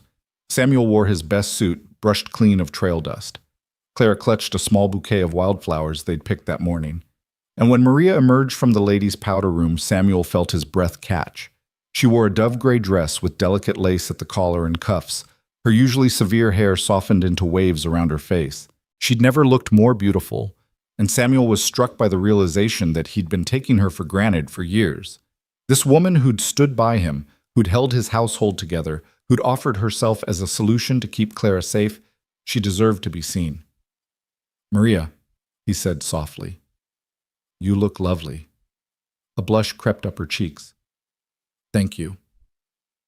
Judge Wheeler's chambers were simple but dignified, with law books lining the walls and afternoon sunlight streaming through tall windows. Wheeler himself stood before them in his judicial robes, looking every inch the authority figure he was. "Before we begin," he said, "I want to speak to young Clara. Come here, child." Clara approached nervously, and Wheeler knelt down to her level. "Clara, do you understand what's happening today?" "Yes, sir. Papa and Miss Maria are getting married so we can be a real family. And is that what you want? To be their daughter?" "More than anything." Clara's voice was fervent. "They saved me. They love me. They're my family." Wheeler nodded, satisfied. "Then let's make it official." He stood and gestured for Samuel and Maria to stand before him, Clara between them. The ceremony was brief but meaningful. Wheeler spoke about the sanctity of marriage, about the responsibilities they were undertaking not just to each other, but to the child in their care. When he asked if they would honor and cherish each other, both Samuel and Maria answered clearly, their voices steady. Samuel slipped the gold band onto Maria's finger, noting how her hand trembled slightly. When she placed the ring on his finger in turn, their eyes met, and Samuel saw in her face not just hope, but a fierce determination. She would make this work. They both would. "By the power vested in me by the territory of Wyoming, I now pronounce you husband and wife. Mr. Holt, you may kiss your bride." Samuel hesitated for just a moment, then leaned in and kissed Maria gently. It was chaste, respectful, but there was warmth in it, a promise of possibility. Clara cheered, breaking the solemnity of the moment, and they all laughed. Wheeler produced the marriage certificate, and they signed it formally, Clara watching with wide eyes as her future was made secure with ink and paper. "Congratulations, Mr. and Mrs. Holt," Wheeler said warmly, "and young Miss Holt. May you build a good life together." As they emerged from the courthouse into the bright afternoon, Samuel felt something he hadn't expected. Genuine happiness. Not the passionate, all-consuming joy he'd felt with Catherine, but something steadier, deeper. The satisfaction of having done right by the people who mattered. "Mrs. Holt," he said to Maria, testing the name. She smiled. "It will take some getting used to. We have time, all the time in the world." They celebrated with dinner at Cheyenne's finest restaurant, Clara wide-eyed at the elegant surroundings and multiple courses. She tried oysters for the first time and declared them slimy but interesting. Samuel and Maria shared amused glances across the table, the awkwardness of new marriage beginning to ease into something more comfortable. That night, back at the hotel, there was a moment of awkwardness as they stood in the hallway between their adjoining rooms. They were married now, legally and officially. The expectations had changed. "I'll take the other room," Samuel said quietly, not wanting to presume. "Unless, perhaps we take things slowly," Maria said, her cheeks flushed. "We have Clara to think about." and we are both tired from the journey and the emotions of the day. But Samuel, thank you for treating this seriously, for giving me a real wedding, a real ceremony. It mattered. You deserved it. You deserve more than I've given you. Then give it to me in time. We have the rest of our lives to figure this out." She kissed his cheek, then slipped into her room where Clara was already asleep. Samuel stood in the hallway for a moment, touching his wedding ring with wonder. He was married. He had a daughter. He had a family again. The journey back to the ranch was lighter somehow, filled with Clara's chatter and plans for the future. She wanted to learn to rope cattle, to help with the spring roundup, to read every book in the library twice. Samuel and Maria listened indulgently, occasionally exchanging glances that spoke of shared affection for this child they'd both chosen to love. When they crested the final rise and saw the Double H spread before them, Clara shouted with joy, "We're home! Home!" The word resonated in Samuel's chest. For 10 years, the ranch had been a place he existed, nothing more. Now, with Maria beside him and Clara bouncing excitedly on the bench seat, it felt like home again. The house wouldn't be empty anymore. The silence wouldn't be oppressive. Life had returned to these walls. Tom Jessup met them in the yard, his weathered face breaking into a rare grin when he saw the rings on their hands. "You actually did it. Congratulations, boss. Mrs. Holt." He tipped his hat to Maria. "And Miss Clara Holt, I hear. Welcome home, all of you." The ranch hands had clearly been informed because they'd hung a makeshift banner over the barn door. "Congratulations, Holt family." Clara squealed with delight, and even Maria's eyes grew misty at the gesture. That evening, after Clara was asleep in her room, their room, in the house that was now legally their family home, Samuel found Maria on the back porch, staring out at the darkening prairie. "Thinking about something?" he asked, joining her. "About how much can change in 2 months. When you brought Clara home, I never imagined." She trailed off, smiling. "But I'm glad, for all of it." "So am I." Samuel took her hand, the one with the gold band. "Maria, I know this started as a practical arrangement, but I want you to know I'm going to try to be a good husband, to build something real with you. That is all I ask, time and effort. The rest will come or it will not. But we will face it together." They stood in comfortable silence, watching the stars emerge one by one over the Wyoming sky.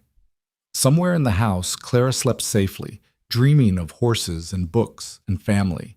And Samuel Holt, the wealthiest rancher in 3 counties, finally felt like the richest man alive.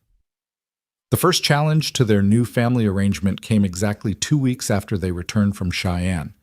Samuel was working with the horses in the main corral when Tom Jessup came running from the house, his expression dark as a thundercloud. "Boss, you better come quick. There's trouble." Samuel's blood ran cold. "Clara?" "She's fine. She's with Maria. But there's people at the front door and they ain't friendly. Woman with a badge and a hard-looking man. They're asking for the orphan girl." Samuel didn't run. Running would show fear, and he couldn't afford to show weakness now. But he walked fast, his jaw set and his hands clenched at his sides. When he reached the front porch, he found Maria standing in the doorway like a sentinel, Clara clutched protectively against her side. A stern-faced woman in a severe black dress stood on the bottom porch step, a leather portfolio under her arm. Beside her was a large man with cold eyes and a deputy's badge pinned to his vest. The woman spoke first, her voice clipped and officious. "Mr. Samuel Holt? That's me. I'm Miss Harriet Wilkes from the Children's Aid Society. This is Deputy Frank Garrison. We're here regarding the minor child Clara May Benton, who we understand is residing on these premises." Samuel felt Maria tense beside him. "Clara May Holt," he corrected, his voice hard. "My daughter. And yes, she lives here. This is her home."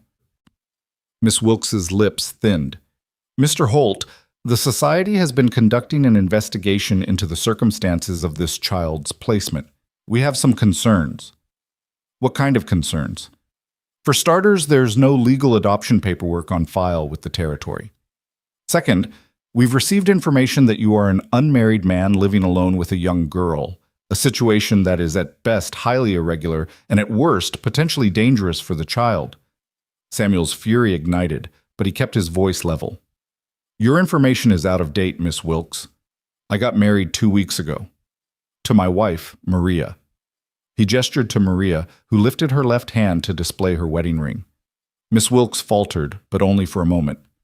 Even so, the lack of formal adoption proceedings is troubling. The society has a responsibility to ensure that children are placed in appropriate homes through proper channels. You found this child and simply kept her, without notifying the authorities? I notified Marshal Crawford. He came, he investigated, he approved. Marshal Crawford exceeded his authority. Placement of orphan children falls under the purview of the society, not local law enforcement. Miss Wilkes consulted her portfolio. Furthermore, we've received a petition from Mrs. Martha Blake, the child's legal stepmother, requesting that Clara be returned to her custody. The name hit Samuel like a fist. Martha, the woman who'd abandoned Clara to die, was now claiming she wanted her back? Clara made a small, terrified sound and pressed harder against Maria. No, she whispered. No, no, no, Papa, don't let them take me. Please don't let them take me. Samuel moved to stand in front of his wife and daughter, his body a barrier between them and the intruders. That woman forfeited any right to Clara when she left her on the prairie to die. I have a statement from Clara herself describing what happened. Martha Benton abandoned her own stepdaughter. She should be arrested, not rewarded with custody. Mrs. Blake claims the child ran away, Miss Wilkes countered, that she was a difficult, disobedient girl who fled during a stop on the trail. Mrs. Blake and her new husband have been searching for her ever since. That's a damn lie! The words burst from Clara, shocking everyone. She told me to get out. She said I was dead weight. She drove away and left me with nothing. Clara, Maria said softly, her hand on the girl's shoulder. Let Papa handle this. But Clara shook her head fiercely, tears streaming down her face. No, they can't take me back to her. She hit me. She starved me. She hated me. I'll die before I go back. Miss Wilkes's expression softened slightly at Clara's obvious terror, but her voice remained firm. Child, I understand you've formed an attachment to Mr. Holt, but the law is clear. Blood relatives have first claim, and Mrs. Blake is your legal guardian as your late father's widow. Over my dead body, Samuel said quietly, and there was something in his voice that made Deputy Garrison's hand drift toward his gun. You want my daughter, you'll have to go through me. And Miss Wilkes? I strongly suggest you investigate Martha Blake before you hand any child over to her. Talk to the wagon master who expelled her from the train. Talk to the other families who traveled with them. They'll tell you what kind of woman she is. Mr. Holt, threats will not help your case. That wasn't a threat. That was a promise. Clara is my daughter, legally adopted through common law rights and sealed by my marriage. She bears my name now. This is her home. And if you try to take her, I will fight you with every legal resource I have. I'll take this to the territorial governor if I must. I'll take it to Washington, D.C., but you will not take my child. Miss Wilkes stared at him, clearly not accustomed to such resistance. Mr. Holt, I'm trying to do what's best for the child, then do it by protecting her from the woman who tried to kill her, not by handing her back to her abuser. The standoff stretched taut as a wire. Deputy Garrison looked uncomfortable, his hand still near his weapon. Miss Wilkes's face was unreadable, but Samuel could see the calculation in her eyes. She'd come expecting an easy retrieval. Instead, she'd found a family prepared to fight. Finally, she spoke. I will need to conduct interviews with the child, with you, with Mrs. Holt. I will need to inspect the home, review your finances, and verify the circumstances of your marriage. Fine. Interview whoever you want. But Clara stays here while you do it. She doesn't leave this property. Mr. Holt, not negotiable. You want to investigate, investigate. But my daughter sleeps in her own bed, in her own home, until you can legally prove that she shouldn't. Can you do that, Miss Wilkes? Can you show me paperwork signed by a judge that gives you the right to remove her? Miss Wilkes's silence was answer enough. I'll return tomorrow to begin the interviews. Deputy Garrison will remain here to ensure the child isn't moved or hidden. The hell he will, Maria said, her voice sharp. This was the first time she'd spoken, and everyone turned to look at her. You will not put an armed man in my home to intimidate my family. If you want supervision, I'm sure Judge Wheeler in Cheyenne would be happy to appoint someone appropriate. But this man, she gestured at Garrison, does not stay. Miss Wilkes opened her mouth to argue, then seemed to think better of it. Very well, but I'm posting a man in town. If the child disappears, Mr. Holt, I'll have you arrested for kidnapping. Do we understand each other? Perfectly. They left, and Samuel watched until they disappeared down the road. Only then did he allow himself to shake. Maria took his arm, steadying him while Clara sobbed against his chest.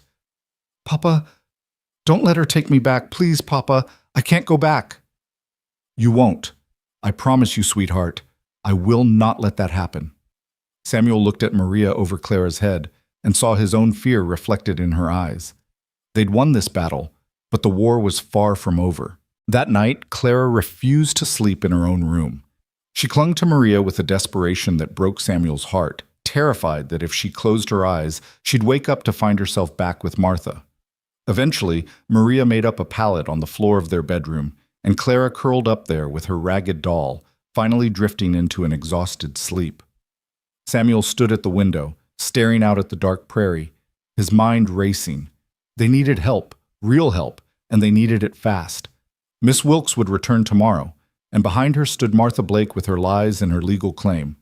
The thought of that woman getting her hands on Clara again made Samuel's blood boil.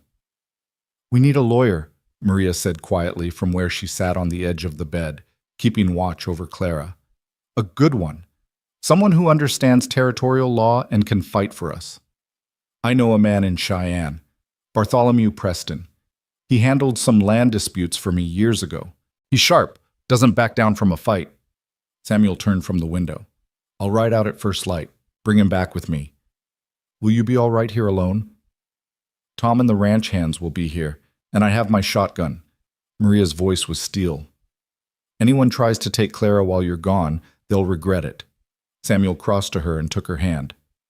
Thank you for fighting for her, for standing with me on this. She is our daughter. I would die before letting that monster have her back. Maria looked up at him, her dark eyes fierce in the lamplight. Go to Cheyenne. Bring this lawyer. We will be here when you return. Samuel left before dawn, pushing midnight hard. The stallion seemed to sense his urgency, eating up the miles with ground-covering strides. By mid-morning, Samuel was pounding on the door of Bartholomew Preston's office in Cheyenne. Preston was a tall, thin man with steel-gray hair and the sharp eyes of a predator. He listened without interruption as Samuel laid out the situation, his expression growing darker with each detail. So this woman abandoned the child, then married some opportunist who sees a payday in reclaiming her, Preston summarized when Samuel finished. And the Children's Aid Society is considering returning Clara to her custody? That's the situation. Can you help us? Preston leaned back in his chair, steepling his fingers. I can, but Holt, I need to be straight with you. This will be a fight.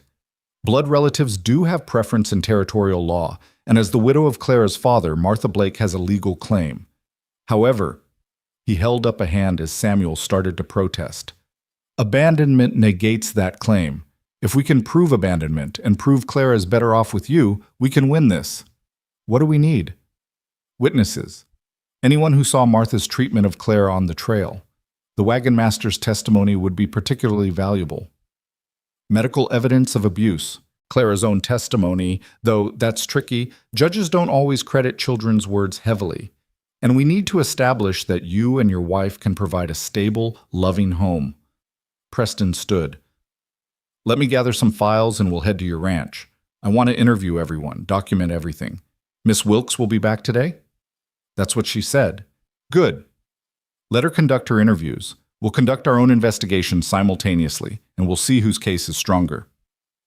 They made the return journey in record time, arriving at the Double H just after noon. Samuel's heart eased when he saw Clara in the yard, helping Maria hang laundry. She was safe. They were both safe.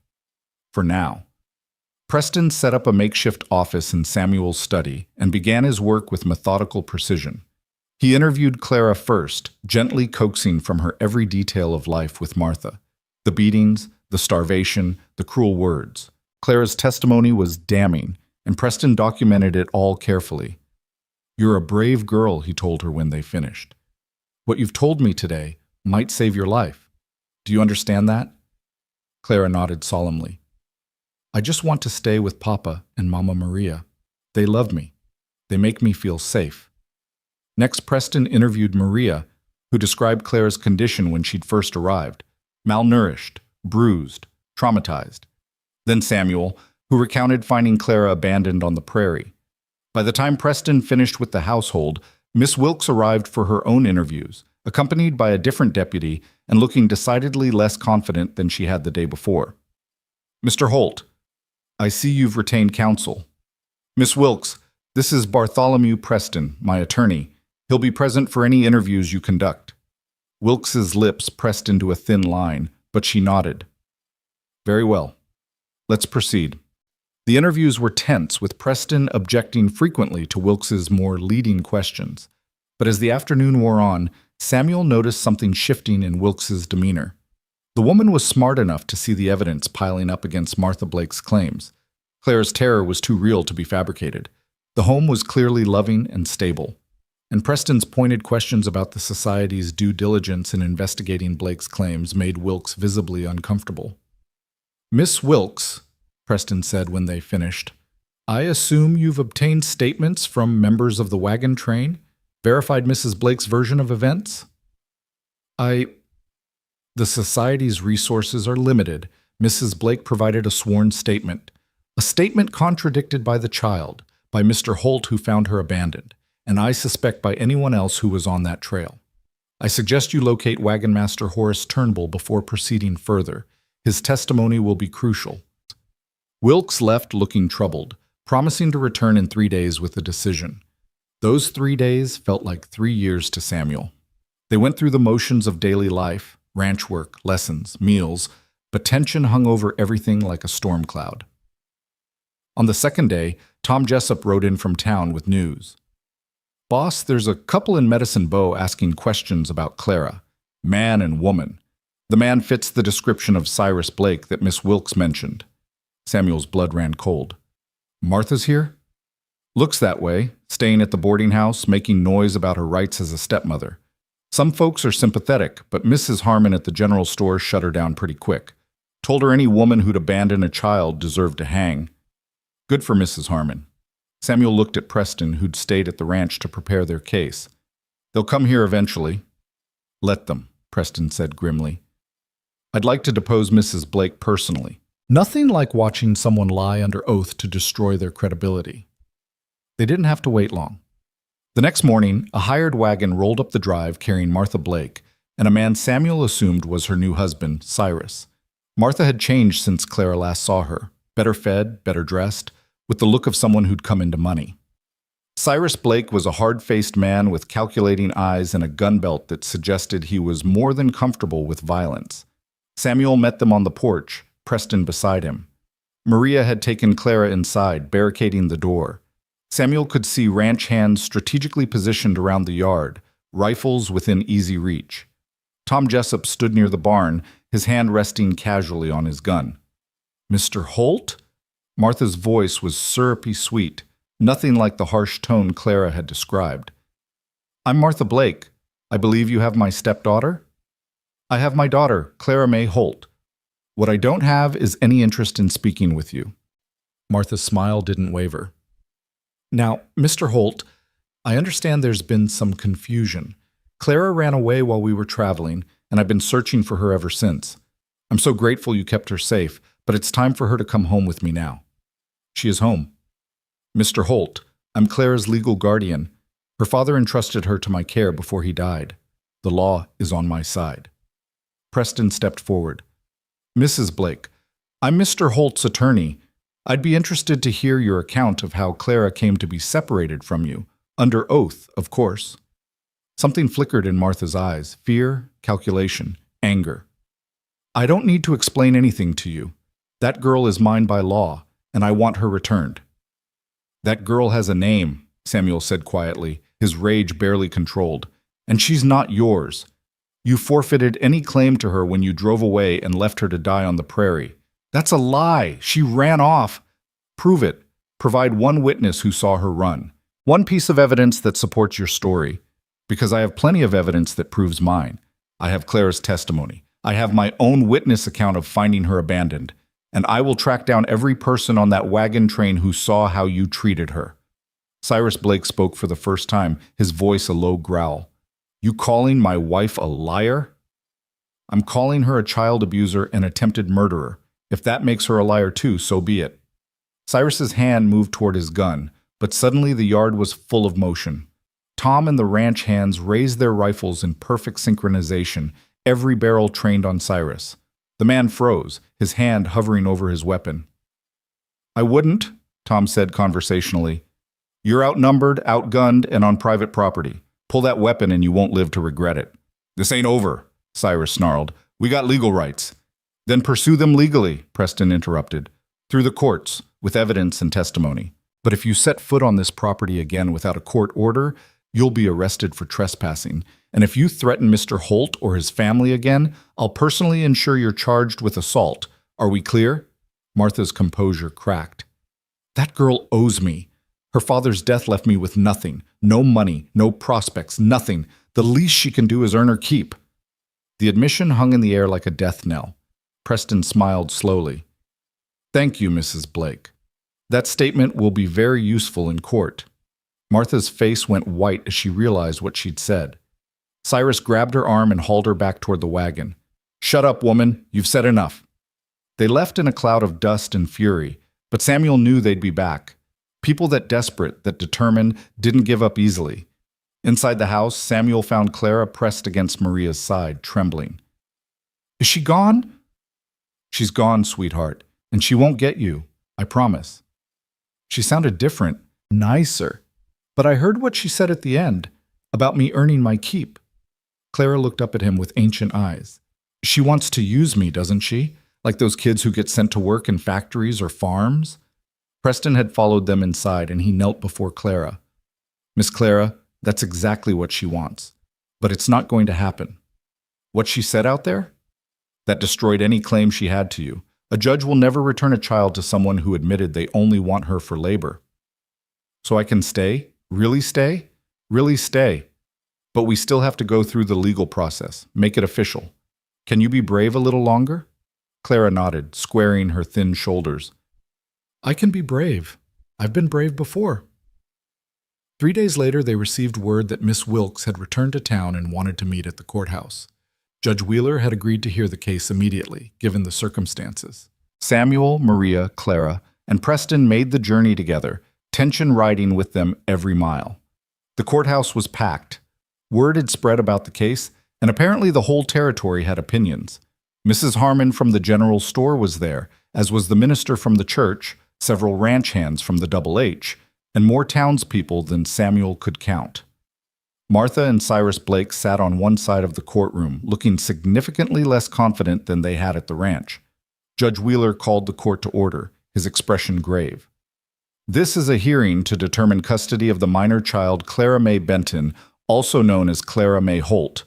I've reviewed the preliminary statements and evidence. Miss Wilkes, you wish to address the court? Wilkes stood, and to Samuel's surprise, she didn't argue for Martha's claim. Your Honor, after conducting a thorough investigation, the Children's Aid Society withdraws its support for Mrs. Blake's petition. We've obtained testimony from Wagon Master Horace Turnbull, who confirmed that Mrs. Blake claimed the child was ill, as a pretense to separate from the wagon train. We've also spoken with 3 families who traveled with them, all of whom reported witnessing Mrs. Blake's verbal and physical abuse of the child. Furthermore, Mrs. Blake's own statements to Mr. Holt and his attorney suggest her interest in the child is financial rather than maternal. Martha jumped to her feet. That's not true. I love Clara. I've been searching for her. Mrs. Blake, you'll have your chance to speak, Wheeler said sternly. Sit down. Preston stood. Your Honor, I'd like to call Clara May Holt to testify. Clara walked to the witness stand with Maria beside her for support. Preston questioned her gently, letting her tell her story in her own words. The courtroom was utterly silent as Clara described life with Martha, the beatings, the starvation, the day Martha drove away and left her on the prairie. Clara, Preston asked softly, if the court returned you to Mrs. Blake, what would happen? I'd die, Clara said simply. Maybe not right away, but eventually. She doesn't want me. She never did. She'd work me until I broke or she'd abandon me again. I know it. And if you stayed with Samuel and Maria Holt? Clara's face transformed, lit from within. Then I'd have a family. I'd have parents who love me and want me. I'd have a home where I'm safe. I'd have a future. She looked directly at Judge Wheeler. Please, sir, please let me stay with my papa and mama. They chose me when no one else wanted me. That means something, doesn't it? Wheeler's eyes were suspiciously bright. It means everything, child. Mr. Preston, call your next witness. Samuel testified about finding Clara, about the state she was in, about the home they'd built together. Maria spoke about Clara's progress, her intelligence, her resilience. Tom Jessup described the day Clara arrived and the transformation he'd witnessed. Even Mrs. Harmon testified about seeing Clara in town, noting how healthy and happy she appeared. Finally, Preston called Martha Blake to the stand. Under oath, Martha's story fell apart. Preston picked it apart with surgical precision, highlighting contradictions, pressing on inconsistencies. When he asked directly if she'd abandoned Clara, Martha tried to maintain her lies, but her earlier admission to Samuel haunted her. Mrs. Blake, you told Mr. Holt, and I quote, "That girl owes me. The least she can do is earn her keep. Is that correct?" Martha's lawyer objected, but Preston had witnesses. Tom Jessup and 2 ranch hands had heard the statement. Martha's face flushed with anger and humiliation. I was upset. I didn't mean... You meant exactly what you said. You see Clara as a commodity, a source of labor or profit, not as a child who needs love and protection. That's not... Martha's composure shattered completely. Fine, yes, I left her. She was eating my food, using my supplies, and giving me nothing in return. Her father died and left me with nothing but debts and his brat. What was I supposed to do? The courtroom erupted. Wheeler had to bang his gavel repeatedly to restore order. Martha seemed to realize what she'd admitted and collapsed in her chair, sobbing. Cyrus Blake looked like he wanted to disappear. I've heard enough, Wheeler said when order was restored. Mrs. Blake, your admission of abandonment is appalling.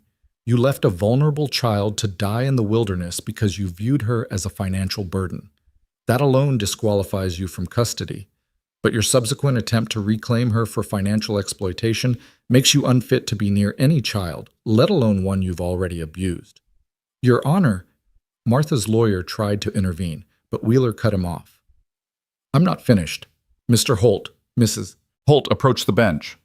Samuel and Maria stood together, Samuel's arm around his wife's waist.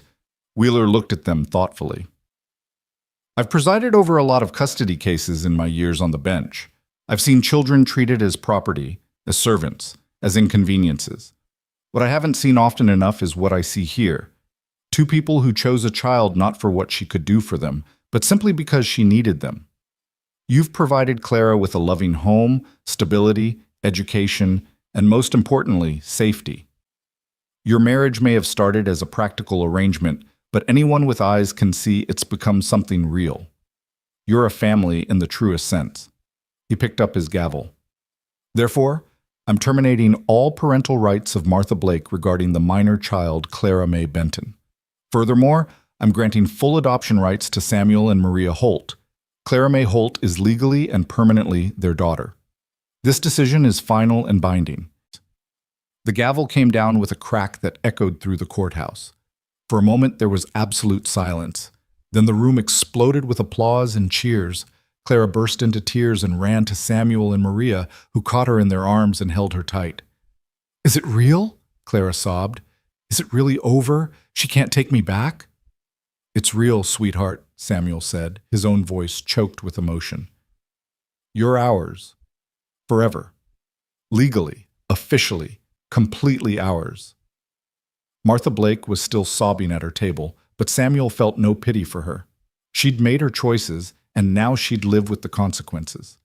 Wheeler was already instructing the bailiff to ensure the Blakes left town and stayed away from the Holts. Outside the courthouse, well-wishers surrounded them. Mrs. Harmon pressed a bag of candy into Clara's hands. The minister offered his congratulations. Even Miss Wilkes approached, looking contrite. Mr. Holt, I apologize for how this began. The society tries to protect children, but sometimes we get it wrong. I'm glad we got it right in the end. So am I, Miss Wilkes. So am I. The journey home was joyous. Clara chattering nonstop about being officially adopted, about her name being Clara May Holt forever and ever. When they crested the final rise and saw the double H spread before them, Samuel felt something settle in his chest. This was home.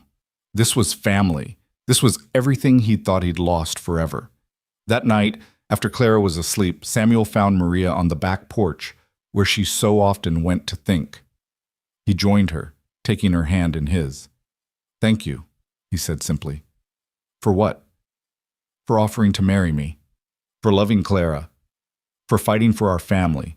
For being exactly who you are." Maria smiled, squeezing his hand. "You don't need to thank me for loving them. It was the easiest thing I've ever done." "Them?" "Clara. And you."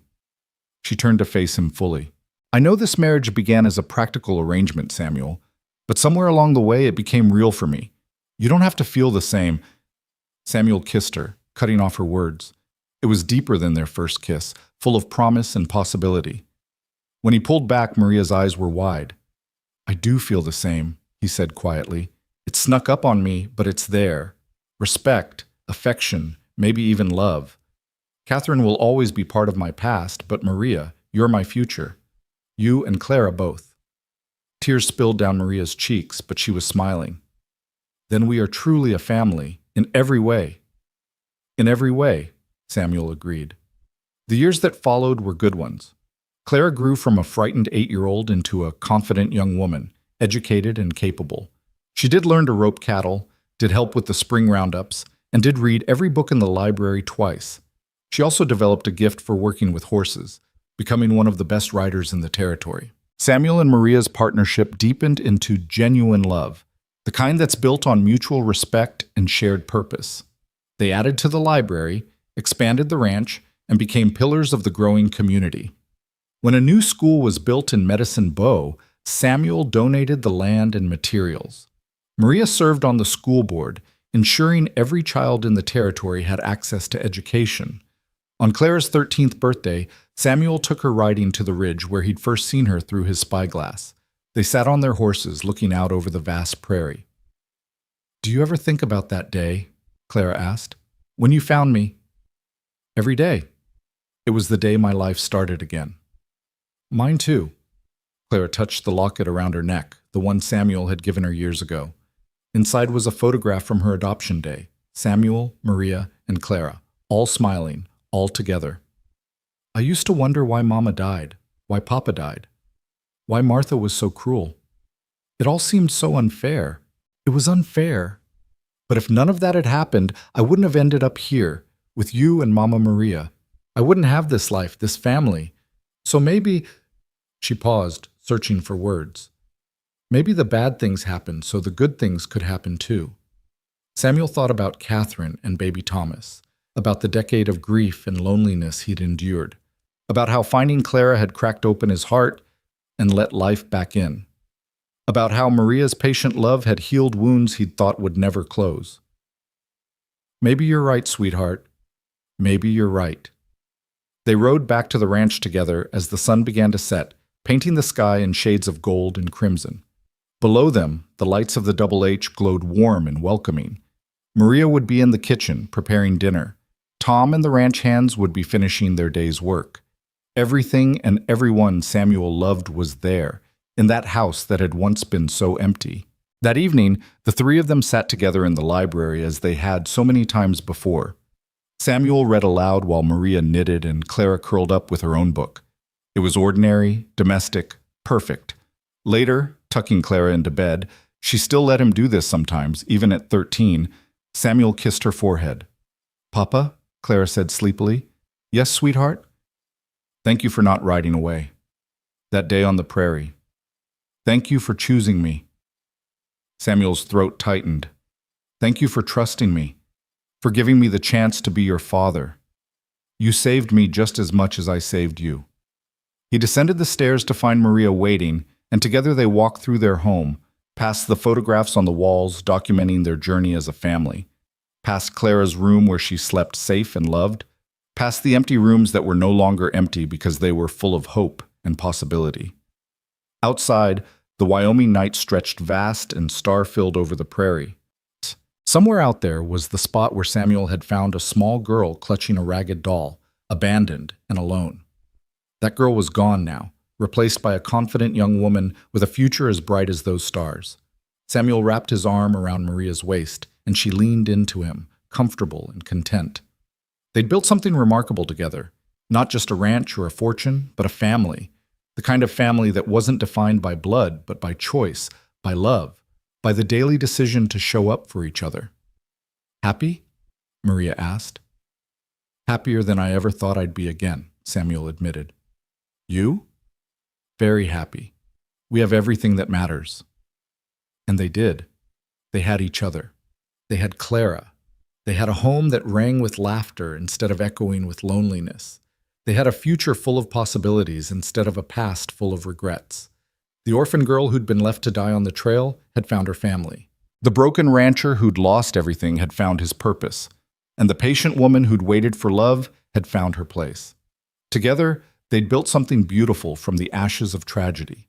They'd proved that family wasn't about blood or legal documents, but about the bonds forged through love and choice and commitment. As Samuel looked out at his land, his home, his life, he whispered a prayer of thanks for the second chance he'd been given, for the daughter who'd saved him, for the wife who'd loved him back to life, for the family they'd become. The lights of the Double H Ranch glowed warm against the Wyoming darkness, a beacon of home in the vast frontier. And inside those walls, 3 people who'd been broken and lost had found each other and become whole.